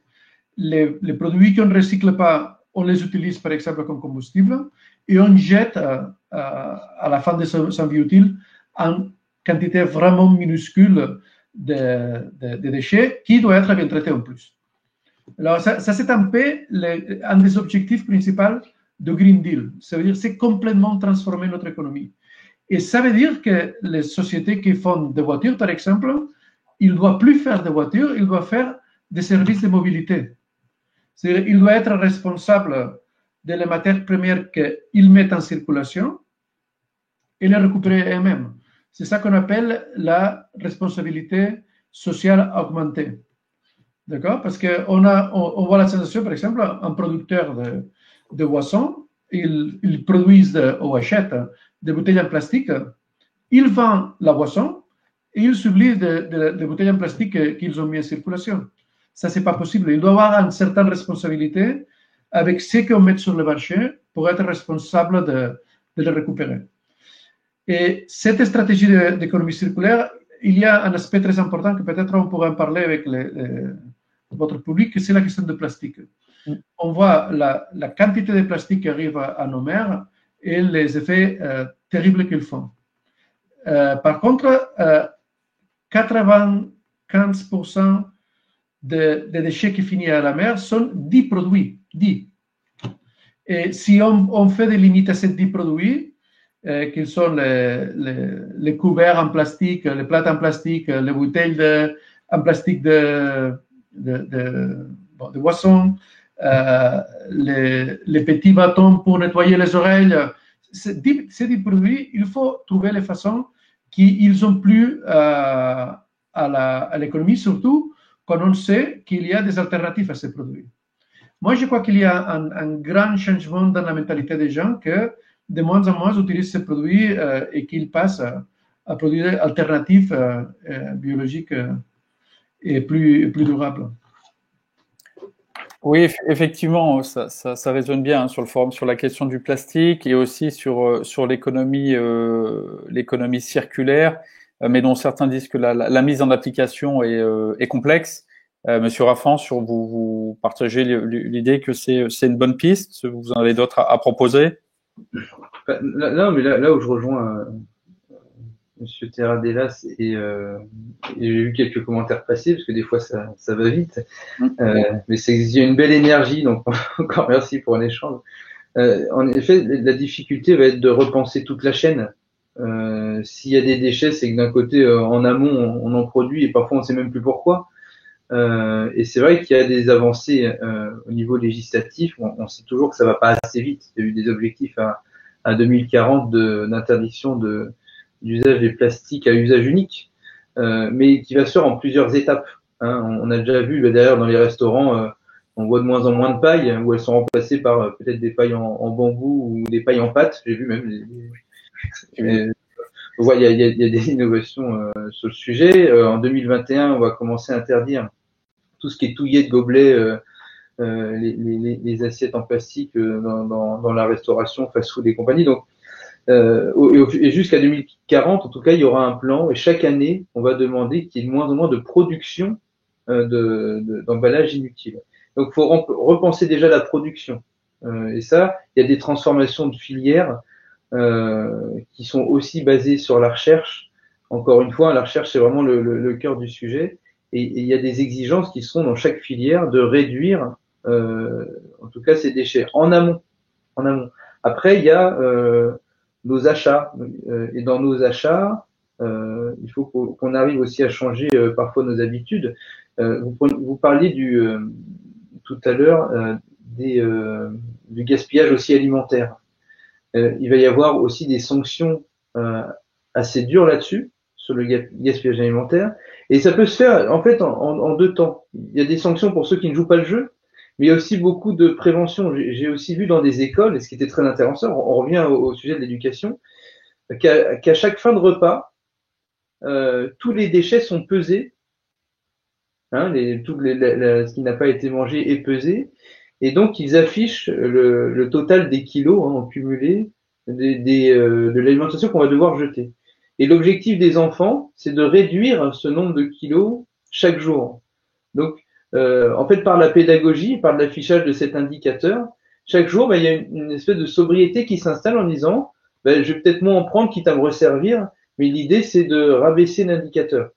Donc, l'éducation va jouer forcément un grand rôle là-dessus. Et il faut qu'on rentre aussi dans la culture du troc. Hein. On a rencontré aussi pas mal de belles sociétés là-dessus qui développent le troc. Je pense d'ailleurs à MyTroc, ça s'appelle. Je vous invite vraiment à aller voir ce que fait cette société qui intègre les entreprises, les collectivités à inviter à troquer. C'est-à-dire que même au sein des grandes entreprises, quand vous avez quelque chose dans votre bureau qui ne sert pas, au lieu de le jeter, ça va peut-être servir à un collègue à l'autre bout. Donc, il y a des sujets là-dessus. Il y a les recycleries. J'ai vu ça aussi apparaître dans le film. Et c'est vrai que ça pousse de plus en plus. Et on voit que ça commence à bousculer les habitudes. Les gens vont ramener les objets inutilisés aux recycleries. Et parfois, nous, on va même maintenant acheter. On évite d'acheter du neuf, sachant que ça peut être utilisé. Donc, il y a tous ces sujets qui sont mis sur la table pour repenser toute la chaîne. Et bien sûr, à la fin, il y a comment repenser le recyclage quand il y a le moins de choix possible pour que on puisse réutiliser un maximum des déchets qui sont recyclés. Donc là, il y aura des objectifs de 65% d'ici 2035 de réutilisation des déchets. Je pense qu'on peut être un peu plus ambitieux encore une fois, mais l'idée c'est d'être dans cette transition-là. Et la transition va pas se faire bien évidemment d'un jour à l'autre. Et alors, dernier sujet que je voulais aussi sur l'obsolescence programmée et sur la pollution liée aux outils, on pense aussi à nos téléphones. Très souvent, on en oublie nous-mêmes dans notre achat, parce que rappelons que chaque achat est un vote, chaque euro dépensé aussi est un vote. On invitera de plus en plus à aller vers ce qu'on appelle les Fairphones. Les Fairphones, c'est des téléphones qui auront un indice de réparation, de réparabilité qui sera au vert. C'est-à-dire qu'au lieu de changer tout le téléphone, on pourra changer des petites pièces. Il y a des pièces qui n'iront pas demander à aller exploiter dans des espèces de mines en Afrique des composants dont on n'a plus forcément besoin. Donc il y a tout ce sujet aussi dans nos propres nos propres usages qui pourront avoir un grand impact sur ces grandes industries. Pardon. Est-ce que vous me permettrez d'ajouter une petite chose? Parce que je vis dans le chat des questions, en question de... Juliette, je ne sais pas si je te pique ton travail, hein, mais j'ai vu dans le chat qu'il avait des questions, de Flore Morgan sur les voitures. Absolument. Je voulais expliquer de quoi il s'agit ça. En fait, je n'ai plus de voiture. J'ai décidé de plus acheter une voiture. Pourquoi? Parce que avoir une voiture, c'est une chose, si on le pense, un peu absurde. On a un truc qui pèse 2 tonnes et qui coûte 20 000 euros, pour dire quelque chose, hein, qui la plupart du temps est à l'arrêt dans le parking. On le prend, je ne sais pas, une demi-heure pour aller au travail, ou il reste à l'arrêt encore toute la journée, et on le prend une demi-heure pour le laisser à l'arrêt encore à nouveau. Ça veut dire qu'il prend de la place, il est utilisé qu'1 heure par jour et le jour à 24 heures, et pour avoir ce véhicule qui ne bouge presque pas, on paye une fortune pour le prix du véhicule, pour l'assurance, pour l'impôt de circulation et pour d'autres choses comme par exemple les droits d'émission de CO2 qu'on va charger sur les voitures. Comment est-ce que je ne bouge pas à Paris normalement? Bon, je prends un vélo qui appartient à Madame Hidalgo, c'est Vélib, je ne sais pas comment il s'appelle, non? Et je vais avec la vélo, je la prends, je la laisse. Est-ce qu'il pleut? Bon, alors s'il pleut, je prends de ces petites voitures électriques de partage, il y a plusieurs sociétés, je bouge avec la voiture, je les laisse et je l'oublie. Et quelqu'un d'autre va prendre la même voiture et il va bouger avec cette voiture pour aller à un autre endroit. Parfois, je prends la moto. Parfois, un jour, je vais faire un déménagement, je vais acheter des fournitures à Ikea et j'ai besoin d'une fourgonnette. Alors, je loue une fourgonnette. Et la plupart du temps, si je peux, je marche parce que c'est mieux pour ma santé, c'est mieux pour l'environnement et c'est mieux en général pour la ville où j'habite. Non? Ça veut dire que, et ça, c'est une chose que l'industrie de l'automobile a perçue. Les jeunes ne veulent plus acheter une voiture. C'est absurde d'acheter une voiture. Et ce qui va pour une voiture, c'est aussi pour une perceuse.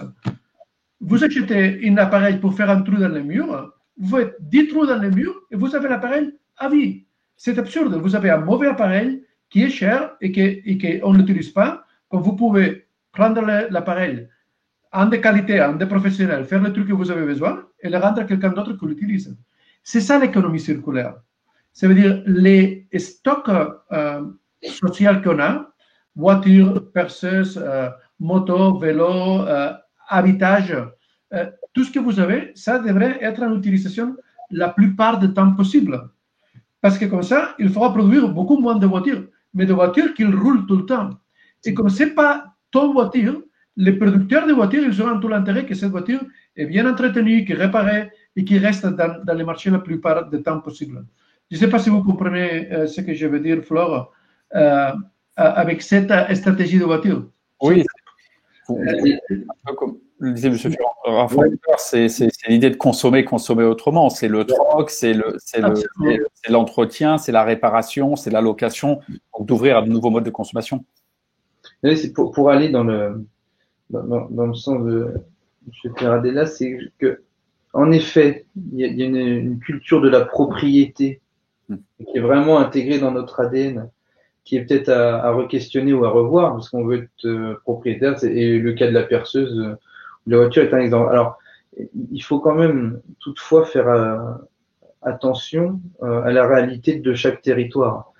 C'est vrai que dans les mégalopoles, les métropoles, il peut y avoir justement le vélo de Madame Hidalgo, comme vous l'appelez, j'ai adoré, ou l'accès assez simplifié à des voitures électriques. Mais c'est vrai que quand on s'éloigne, très souvent même à 30 km des métropoles, on n'a pas accès justement à cette offre-là.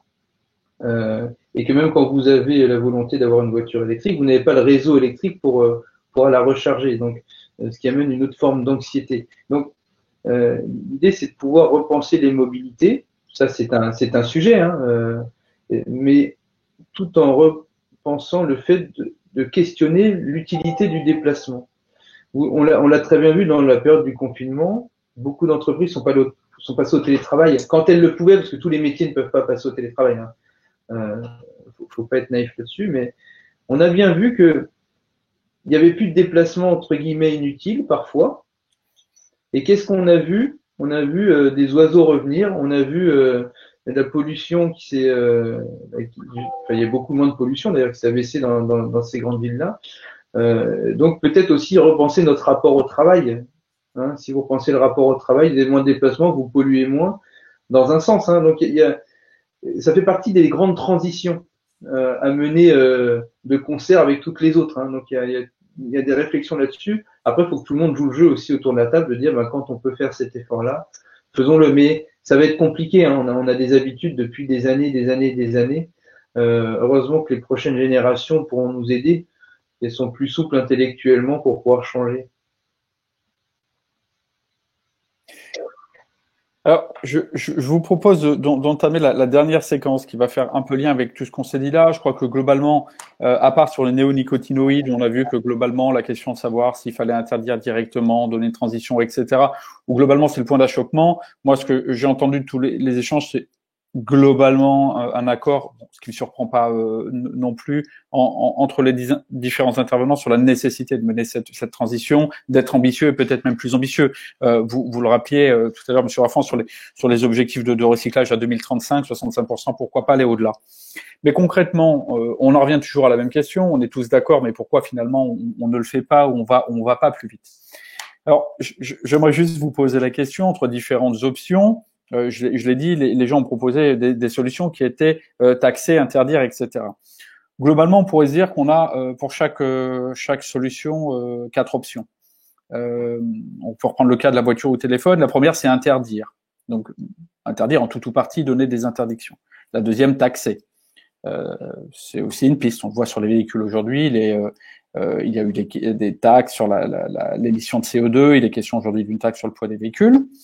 La troisième axe, c'est l'incitation, à l'inverse. Hein. On peut imaginer que si vous faites des produits moins polluants, eh bien, vous bénéficiez d'une prime. Enfin, le consommateur bénéficie d'une prime sur le véhicule. Et puis, le dernier, laisser faire. Laisser faire en disant que le marché va se réguler tout seul, que les entreprises peuvent prendre des initiatives. Alors, ça existe aussi. En logique promo, comme disait Valère tout à l'heure, moi j'ai eu l'occasion de travailler sur le cas d'une grande entreprise de la distribution qui a elle-même mené un projet participatif en demandant aux consommateurs de les aider à réfléchir à la façon dont ils pouvaient réduire le plastique dans tous les rayons des magasins.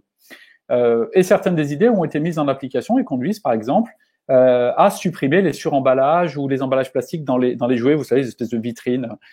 Monsieur Raffan, vous disiez que vous avez des enfants, vous allez voir à Noël, et moi j'en ai 2, que là les emballages et les suremballages et les machins qu'on attache dans tous les sens, ça va déjà vous rendre fou pour détacher le jouet du carton. Voilà, donc il y a aussi des initiatives de ce côté-là. Donc sur ces 4 pistes, si je vous proposez, allez, de dire on les prend toutes ou on essaye de les classer. Interdire, taxer, inciter, laisser faire. Pour aller plus vite. Je crois que vous avez oublié, M. Raffan l'a évoqué tout à l'heure, la plus importante des 4, que c'est éduquer. C'est-à-dire, si les gens savent quoi faire, ils le font normalement. Et on a vu ça. Hein. Alors, moi, je mettrais l'éducation le premier. Il avait un grand personnage de la Révolution française auquel on lui demandait, c'était des temps très convulsés, et on lui dit, écoutez, comment est-ce qu'on peut résoudre cette chaos que nous avons maintenant? Il dit, il y a 3 solutions seulement. La première est l'éducation. La deuxième est l'éducation et la troisième est l'éducation. Et moi, je trouve qu'il faut suivre ce chemin. Et je suis très content que c'est le premier qu'on a parlé. Pour les autres 4, je vais aller très vite. C'était pour le long terme. Hein. Là, j'ai bien dit pour le court terme. Mais d'accord, l'éducation, c'est ce qui va amener la transformation et toute la société. Mais là, si on veut accélérer les choses, il faut quoi? Il faut interdire certains types de voitures, il faut les taxer, il faut les primer. Qu'est-ce qu'il faut faire? Alors, interdire, c'est une chose que je déteste. Ça veut dire, c'est une chose qu'il faut utiliser comme dernière ressource. On l'a fait. Hein. On va le faire pour ces 10 produits polluants en plastique. Il faudra quelques-uns de les interdire. Mais je me rappelle, j'ai eu l'expérience quand on a interdit les ampoules incandescentes. Je ne sais pas si on dit comme ça en français. Ces ampoules qui avaient les filets, qui avaient une efficacité énergétique absurde. 90% de l'énergie, c'était pour faire de la chaleur et pas de la lumière. Et on les interdit. Il y a eu une révolution en Europe des gens qui disaient comment on ose interdire une chose qu'on aimait bien. Ces ampoules, on les aimait bien pour quelques raisons. Ils étaient contre. Bon, personne n'utilise des ampoules incandescentes aujourd'hui. Pourquoi? Parce qu'on a développé des incentives aux autres types d'ampoules, surtout les LED. Et maintenant, tout le monde a des ampoules LED et sa qualité de vie est beaucoup mieux et il paye beaucoup moins d'électricité. Alors, interdire, s'il n'y a pas d'autre option, il faut le faire. Mais s'il y a d'autres options, moi, je préfère la liberté des citoyens. Taxer, évidemment, il faut taxer, mais avec de l'intelligence. C'est-à-dire qu'il faut utiliser l'outil fiscal pour arriver à des objectifs. Ça peut-être pourrait être le cas pour le financement des autoroutes ou des routes. C'est-à-dire si on essaye d'utiliser le financement des autoroutes pour favoriser les voitures moins polluantes et punir, on peut dire comme ça, les plus polluants, vous verrez comme tous les producteurs de véhicules vont aller dans cette direction. L'incitation, évidemment, il faut le faire, y compris les financements. Je crois que monsieur le député est en train d'essayer de trouver des financements pour les initiatives positives. Évidemment, il faut trouver les fonds pour que les gens qui veulent faire une transformation puissent le faire. Et pour ce qui concerne les laisser faire, laisser au marché, donner les incentives pour faire les mesures, je serais tout à fait d'accord si le marché était parfait. Ça veut dire si on internalisait les coûts qu'on a de ne pas utiliser les options environnementales dans les prix des choses qu'on vend. Parce que c'est vrai qu'on a des gens qui polluent beaucoup et ils ne payent pas. Alors, ils ont un avantage compétitif par rapport à ceux qui sont plus clean, mais le marché ne reprend pas les coûts sociaux que cet pollueur génère. Non?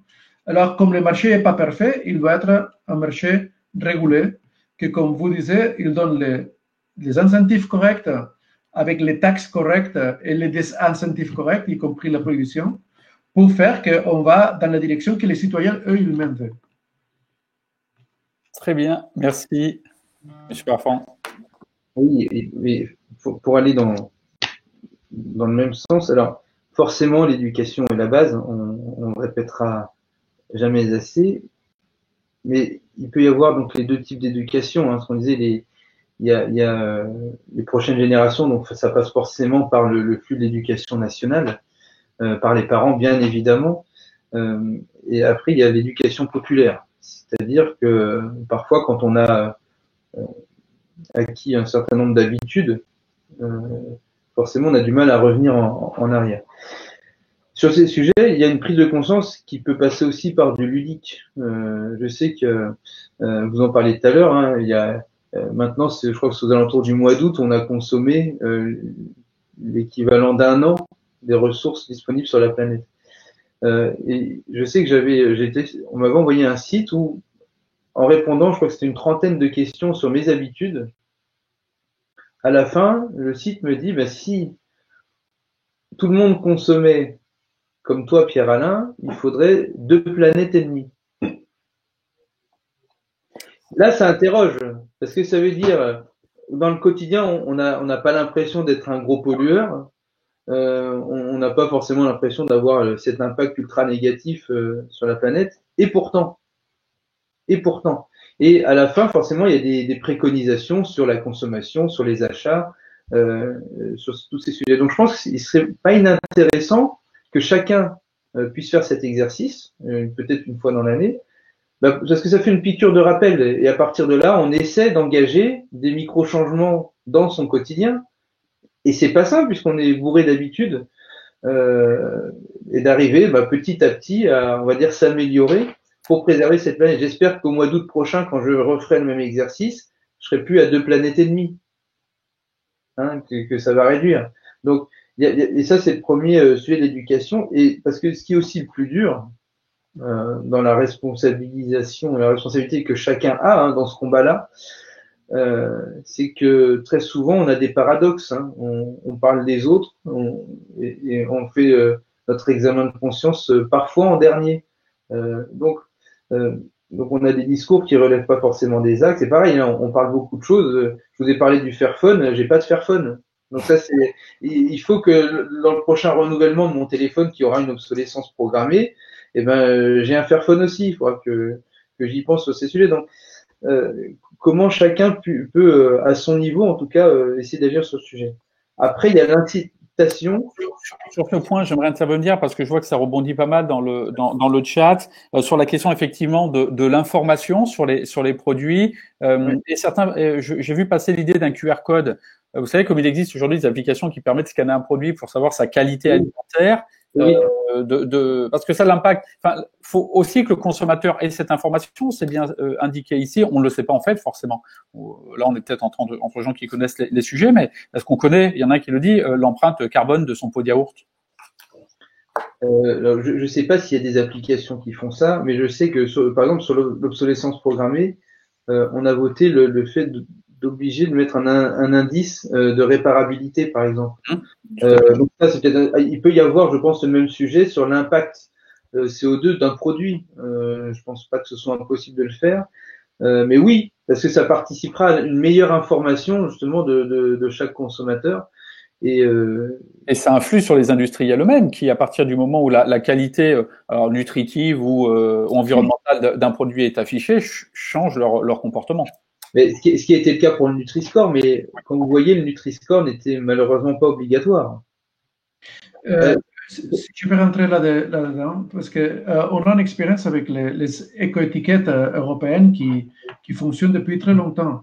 Si vous allez acheter un frigo ou un lave-vaisselle, vous verrez qu'il y a toujours une étiquette avec des flèches avec les lettres A jusqu'à F. Hein. Et on peut voir quelle est l'efficacité énergétique de l'appareil que vous allez acheter. Et ça fait que les produits qui avaient une étiquette G ou F, ils n'étaient simplement pas mis à disposition parce que personne ne les achetait. Et alors, on a vu qu'il y a une course entre les producteurs pour voir qui peut avoir la meilleure étiquette. Parce que ça, c'est un avantage compétitif. Ça, je le mettrais dans les paquets des incentives de marché qu'il faut donner aux producteurs parce que on voit que les gens n'achètent pas les produits moins écologiques, pas seulement pour une question morale, pour ne pas polluer, mais pour une question économique. Les plus écologiques, en plus, et les plus économiques d'un point de vue de gaspillage d'énergie. Et ça, je trouve que c'est en formation, ce serait une chose qu'il faudrait ajouter à cette liste de 4 utiles pour avoir les objectifs qu'on veut avoir. Oui, tout à fait. C'est vraiment un axe supplémentaire d'information. Et d'ailleurs, je remercie Chloé Gérard dans le chat qui nous propose un lien effectivement sur un affichage de CO2 score qui devrait apparaître sur nos étiquettes. Monsieur Raffan, je vous rends la parole sur donc nos 4. Oui, je passais de l'éducation après à l'incitation, qui, à mon sens, peut permettre aussi une transformation des métiers, des filières et améliorer l'état de la planète. Je pense, c'est un sujet qu'on a évoqué tout à l'heure sur les passoires thermiques, la rénovation des bâtiments, qu'ils soient publics ou privés. Il y a de grandes incitations qui ont été remises, en tout cas, à disposition des citoyens sur le sujet, pour limiter ces consommations aussi énergétiques. J'entends par là le chauffage qui parfois était utilisé à mauvais escient parce que les appartements étaient mal isolés, sans en avoir conscience. Donc là, il y a des diagnostics et des réparations où il y a de très très grandes, il y a aussi un grand plan en fait sur ce sujet en ce moment, très grandes incitations fiscales. Donc après l'éducation, l'incitation, et oui, en effet, quand on n'a pas le choix, après on taxe, et notamment le sujet pollueur-payeur qui a été renforcé, et après l'interdiction. L'exemple des LED était un exemple absolument pertinent, d'interdire du jour au lendemain, avec une échelle raisonnable, mais tout le monde s'y est penché, comme vous le disiez, et puis ça marche. Donc voilà, en tout cas, j'ai priorisé les étapes que vous m'avez proposées. Merci. Du coup, dans ce lot ce classement et les interdictions que proposaient les citoyens, un autre élément aussi, c'est qui fait beaucoup réagir, vous le savez, qui sont les traités internationaux de libre-échange. Quelle est votre position à l'un et l'autre sur le sujet? Tout à l'heure, Monsieur Taradelas, vous évoquiez que vous vouliez pas construire des murs en dehors de l'Europe et parce que les tomates poussaient pas en Sibérie. Est-ce que c'est la même idée que vous défendriez ici, ou est-ce que on l'a dit encore tout à l'heure, la question de privilégier le local, les circuits courts, recycler, etc. Est-ce que c'est tenable de faire circuler malgré tout un tas de produits alimentaires aussi, mais pas que, mais qu'on sait aussi produire en Europe et que les autres pays savent produire, et finalement faire circuler dans tous les sens des produits uniquement parce que disons-le, on va chercher les plus bas prix et on va du coup entraîner des phénomènes de dumping à travers ces circulations de marchandises. Oui, ça c'est une chose qu'il faut faire attention, mais en principe, nous considérons que le commerce est une chose positive. L'Union européenne est basée justement sur le commerce entre les pays membres et ça nous a mené, entre autres choses, les 70 années de paix. Et je crois que le fait que le peuple de la Terre commerce, c'est aussi positif d'un point de vue de connaissances mutuelles, d'avoir des relations, de faire des business. Et si on a cette relation, on n'a pas d'autre type de relation comme ce qu'on peut voir dans les différents conflits qu'on a sur la Terre. Dit ça, je crois qu'en plus, les politiques commerciales pourraient être un très bon outil justement pour promouvoir nos valeurs. Si on fait, si on veut faire un accord avec un pays membre qui ne respecte pas l'accord de Paris, par exemple, on peut mettre sur la table, si vous voulez faire du commerce avec nous, vous devrez accepter le traité de Paris. Ou si vous voulez nous envoyer cet élément, vous devrez respecter la législation environnementale de l'Union européenne.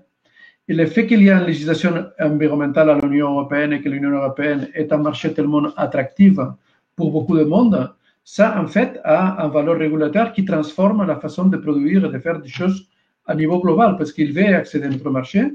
Ils ne vont pas accéder à notre marché s'ils ne respectent pas nos règles environnementales. Alors, évidemment qu'il faut consommer des produits de proximité. C'est un des objectifs de la politique agricole commune. Mais je me rappelle qu'une fois, j'ai eu un débat avec une jeune finnoise qui me disait, oui, évidemment qu'il faut consommer des produits de proximité, mais si je produis des produits de consommateurs, je ne vais pas avoir des oranges, par exemple, qu'on ne peut pas produire en Finlande. Pour dire une chose à l'hasard. Et nous sommes dans un monde globalisé, ça c'est incontournable. Un monde globalisé qui, grâce au commerce global, est en train d'avoir une certaine présence économique. Il faut faire beaucoup d'attention que ça c'est bien fait, et c'est pour ça qu'on est parti, on veut promouvoir un commerce multilatéral et pas seulement un commerce bilatéral. Mais j'insiste, je crois que les smartphones desquels vous parlez, c'est un bon exemple. Dans un smartphone, vous avez des morceaux qui sont produits un peu partout dans le monde. Les chaînes logistiques ont changé tellement que, c'est-à-dire pour faire une voiture, les voitures voyagent 2 ou 3 fois pour être complétées. Et ça, c'est la réalité de monde actuel. Il faut bien le faire. C'est-à-dire ça ne va pas changer. Je trouve que c'est une bonne opportunité justement pour promouvoir nos valeurs, mais ça n'empêche pas qu'on peut aussi faire de consommation proche aux consommateurs et d'agriculture de proximité pour ce qui se peut faire avec l'agriculture de proximité, évidemment. Donc pour les traités de libre-échange, mais avec un cadre légal qui respecterait les normes européennes, ce qui n'est pas le cas aujourd'hui. Si, c'est le cas. C'est-à-dire on ne peut pas importer des produits au marché européen qui ne respectent pas les règles du marché européen. Mais, soit dit, on peut aller au-delà, c'est-à-dire on peut encourager les pays avec lesquels nous faisons des traités de libre-commerce à aller au-delà eux-mêmes, à participer, par exemple, dans le traité de Paris. C'est-à-dire, eux, ils peuvent avoir sa régulation à eux, mais s'ils veulent produire pour exporter en Europe, ils devraient respecter nos régulations à nous. Et ça les encourage à faire la production un peu, toute la production dans les règles européennes, pour le dire comme ça. Et ça je trouve qu'il y a un impact positif à niveau global. On le voit dans la façon de produire des viandes, dans la façon de produire des produits agricoles. Les vins écologiques, beaucoup de monde a pris comme définition de produits écologiques les définitions qu'elles ont faites à l'Union européenne. Pourquoi? Parce que ce sont de bonnes définitions, mais en plus parce que s'ils les produisent comme ça dans son pays, ils pourraient exporter à notre marché. Alors ça je crois qu'il peut y avoir un impact positif. J'entends. Monsieur Raffan, vous partagez? Et donc l'idée aussi de faire venir d'ailleurs et de loin des produits qu'on serait tout à fait à même de produire plus localement? Si vous posez la question comme ça, c'est difficile de dire oui. Ce qu'il faut, parce que ce que je garde en tête dans ces traités-là, c'est que on ne peut pas se passer d'avoir des échanges commerciaux avec d'autres pays. Il faut quand même le garder en tête. Maintenant, les traités internationaux, on ne les fait pas avec tout le monde, on le fait très souvent avec des pays entre guillemets amis, mais ce qui n'empêchera pas de les revoir au regard de nouveaux indicateurs. Quand je reprends la partie ODD, il ne serait pas inintéressant non plus d'évaluer l'impact de ces traités avec ces indicateurs-là, parce que ça va nous apporter d'autres clés de lecture. Mais quand on revient sur le sujet des échanges internationaux, on a aussi une agriculture en France qui est aussi parfois très contente de pouvoir exporter à l'étranger. Peut-être pas sur tous les produits. Hein. Je pense qu'on pourrait revoir filière par filière ce qu'on peut améliorer, en effet, pour pas qu'il y ait une absurdité totale entre le fait d'avoir un produit à quelques kilomètres, mais qu'on préfère finalement aller chercher à l'autre bout de la planète, tout en gardant l'idée de l'impact positif que ça a pour certaines filières agricoles. Je pense au vin, notamment, qui est exporté, malheureusement de moins en moins, puisque aussi on nous copie, enfin on nous copie entre guillemets, hein. On restera chauvin en disant que la qualité française est exceptionnelle. Mais dans tous les cas, ça fait vivre aussi des Français, des familles, mais il faut penser à cette transition. Donc, à l'heure actuelle, oui, c'est important. Les repenser au regard de nouveaux indicateurs, c'est encore plus important. Après, sur les autres sujets, je pensais dans les modes de consommation, hein, sur les plateformes, notamment Amazon et Wish. On a eu des sujets avec Wish. Hein. On peut commander sur Wish des produits qui ne sont pas aux normes européennes. C'est-à-dire, vous pouvez faire importer des jouets, par exemple, qui vont exploser à la tête de vos enfants, parce que ça n'a pas été contrôlé. Donc là aussi, il y a des versions, c'est-à-dire que vous faites venir des choses de Chine qui en plus sont dangereuses. Donc il y a aussi des sujets, des filtres supplémentaires à mettre dans la régulation de ces grandes plateformes qui amènent parfois à avoir une absurdité écologique. Et ça fait partie aussi de nos usages. Hein. Parfois, on est tous très contents de commander sur Amazon le matin, d'avoir un colis le soir. Ben, ça, derrière, ça pollue aussi énormément. Donc voilà, il y a plein de choses à repenser collectivement parce qu'on a des comportements parfois aussi absurdes ou paradoxaux. Au sujet de l'information, Peux-je ajouter Ah, j'entends plus. Ah, ouais. vous pensez que je parlais dans le tien. Vas-y.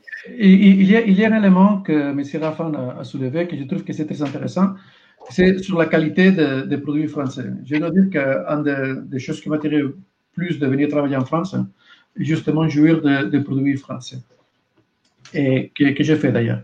Mais bon, ces produits, il faut les protéger. Il faut produire la façon qu'ils ont faites, la dénomination d'origine d'où ils viennent et le contrôle de qualité de ces produits. Parce que sans accord de libre commerce, n'importe qui peut produire du champagne. À moins qu'on signe un accord qui permet de produire la dénomination d'origine champagne. Et si on n'a pas d'accord de libre-échange, tout le monde peut produire des camembert, à moins qu'on parle avec ces pays et dit si vous voulez vendre un produit avec le nom camembert, il doit venir de la Normandie. C'est la Normandie, non le camembert. Donc voilà, ça veut dire les traités de libre commerce aussi nous permettent de protéger la qualité des produits que nous faisons. Parce que sinon, comme on fait avec d'autres choses, tout le monde peut les copier avec une qualité inférieure et on a besoin d'outils aussi pour les protéger. Sur ce point, Juliette, pas mal de réactions, tu disais, sur le chat. Oui, surtout ce qui est des normes sociales, des normes environnementales, avec notamment le fait de prendre en compte la main-d'œuvre et le travail qui est fait. Vous m'entendez pas bien? Si, très bien. Voilà, qui a été mis, et ce qui montre bien que c'est un sujet compliqué, parce qu'on a aussi des personnes qui nous disent qu'il faut bien aussi que les personnes des pays étrangers travaillent et donc on leur achète. Donc on voit bien que c'est un sujet qui n'est pas simple, mais il y a une sorte de question de hiérarchie des normes à prendre en compte entre les sujets sociaux et environnementaux. Oui, je ne sais pas si je peux dire quelque chose là-dessus. À nouveau, le traité de libre-commerce nous permet de mettre sur la table des questions socio-économiques. Hein? Il faut faire un peu d'attention. On ne peut pas espérer que tous les pays du monde vont avoir la protection sociale qu'on a en Suède. Et on ne peut pas dire on ne va rien vous emporter de vous, à moins que vous avez exactement le salaire minimum de Luxembourg, qui est 4 fois le salaire minimum français. Mais quand même, il y a des règles internationales qu'on peut encourager avec le traité de libre commerce. Et je me réfère surtout au protocole de l'Organisation mondiale du travail.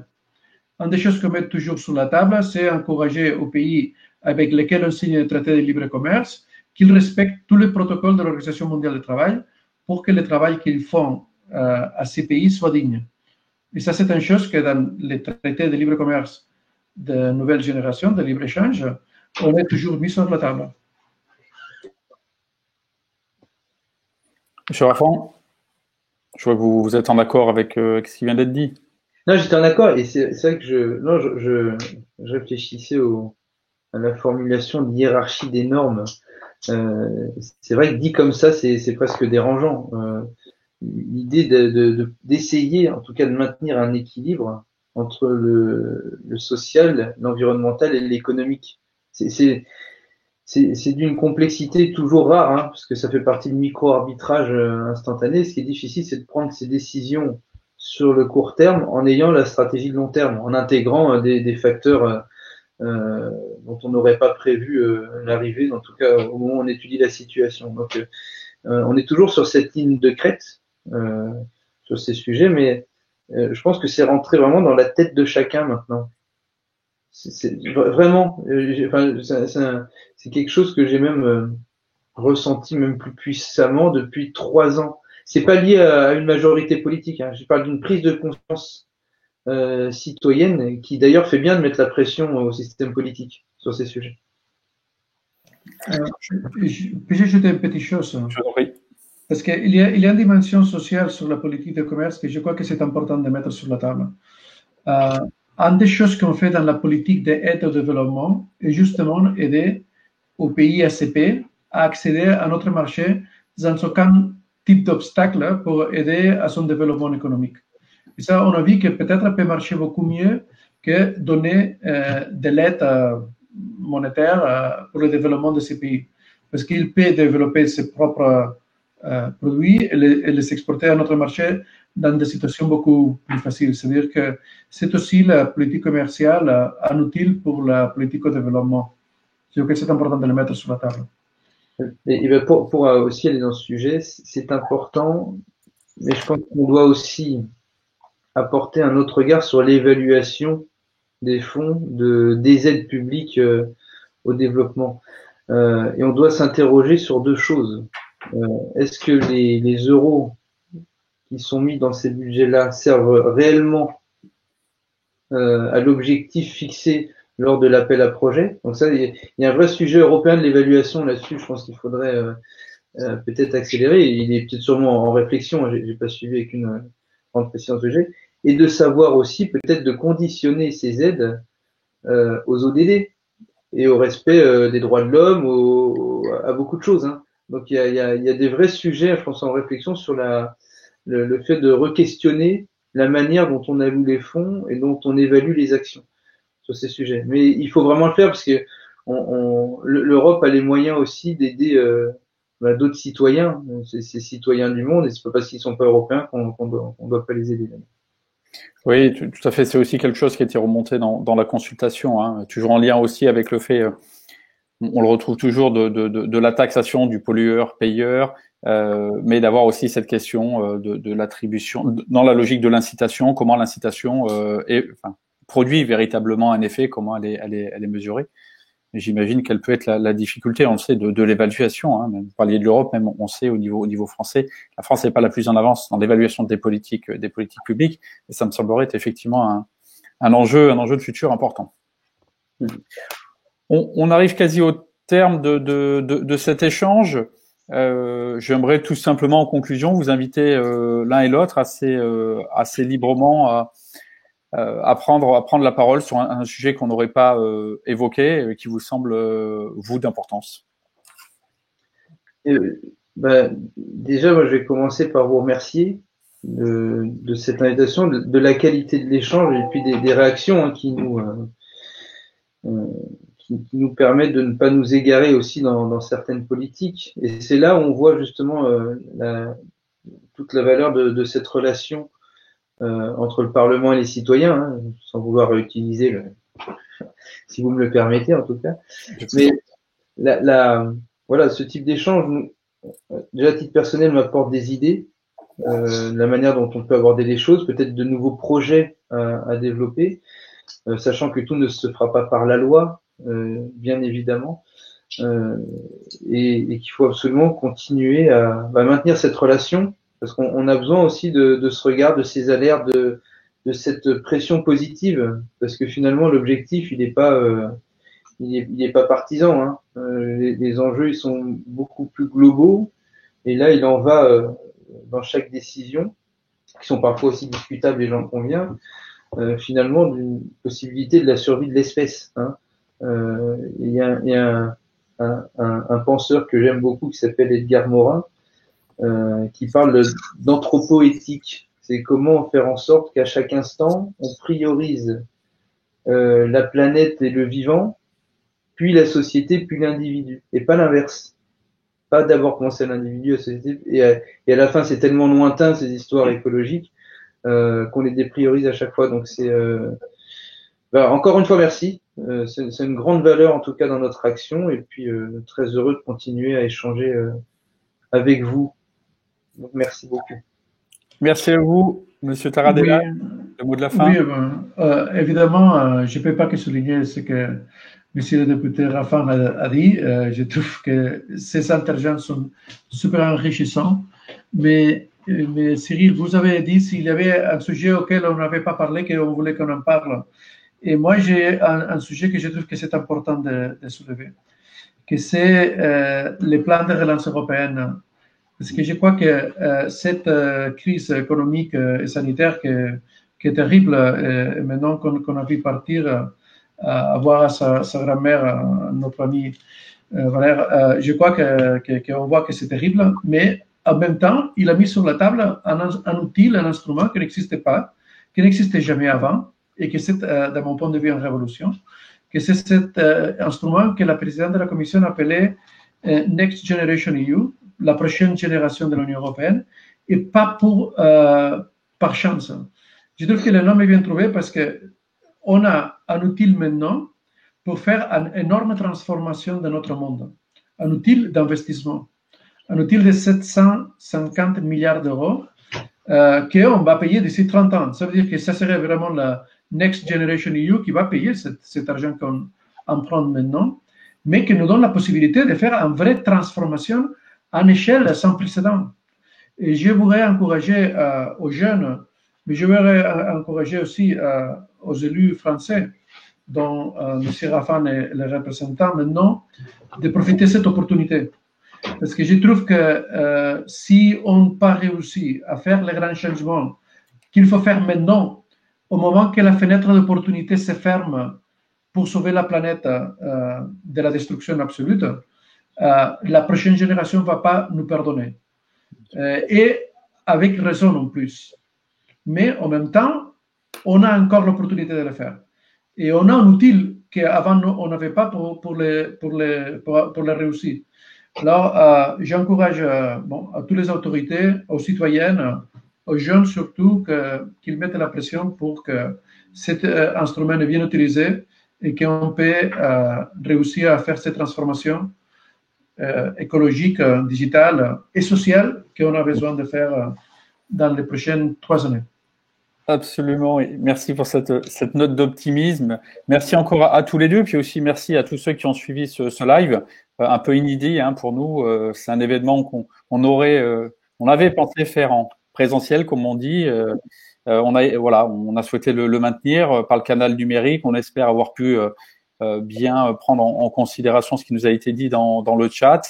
Donc toujours satisfait, heureux de pouvoir contribuer à alimenter le débat entre les parlementaires, entre les citoyens, et dès lundi, on se lance sur un nouveau projet, une nouvelle consultation. Donc on vous donne rendez-vous pour découvrir le sujet sur Parlement et Citoyens à partir de lundi. Merci encore, bonne fin de journée à tous et à très bientôt. Merci beaucoup. Merci. La consultation, Clara Rafan, maintenant que la synthèse est publiée, si ça en intéresse certains, sur les objectifs de développement durable. Elle est en ligne. Merci beaucoup pour la pub.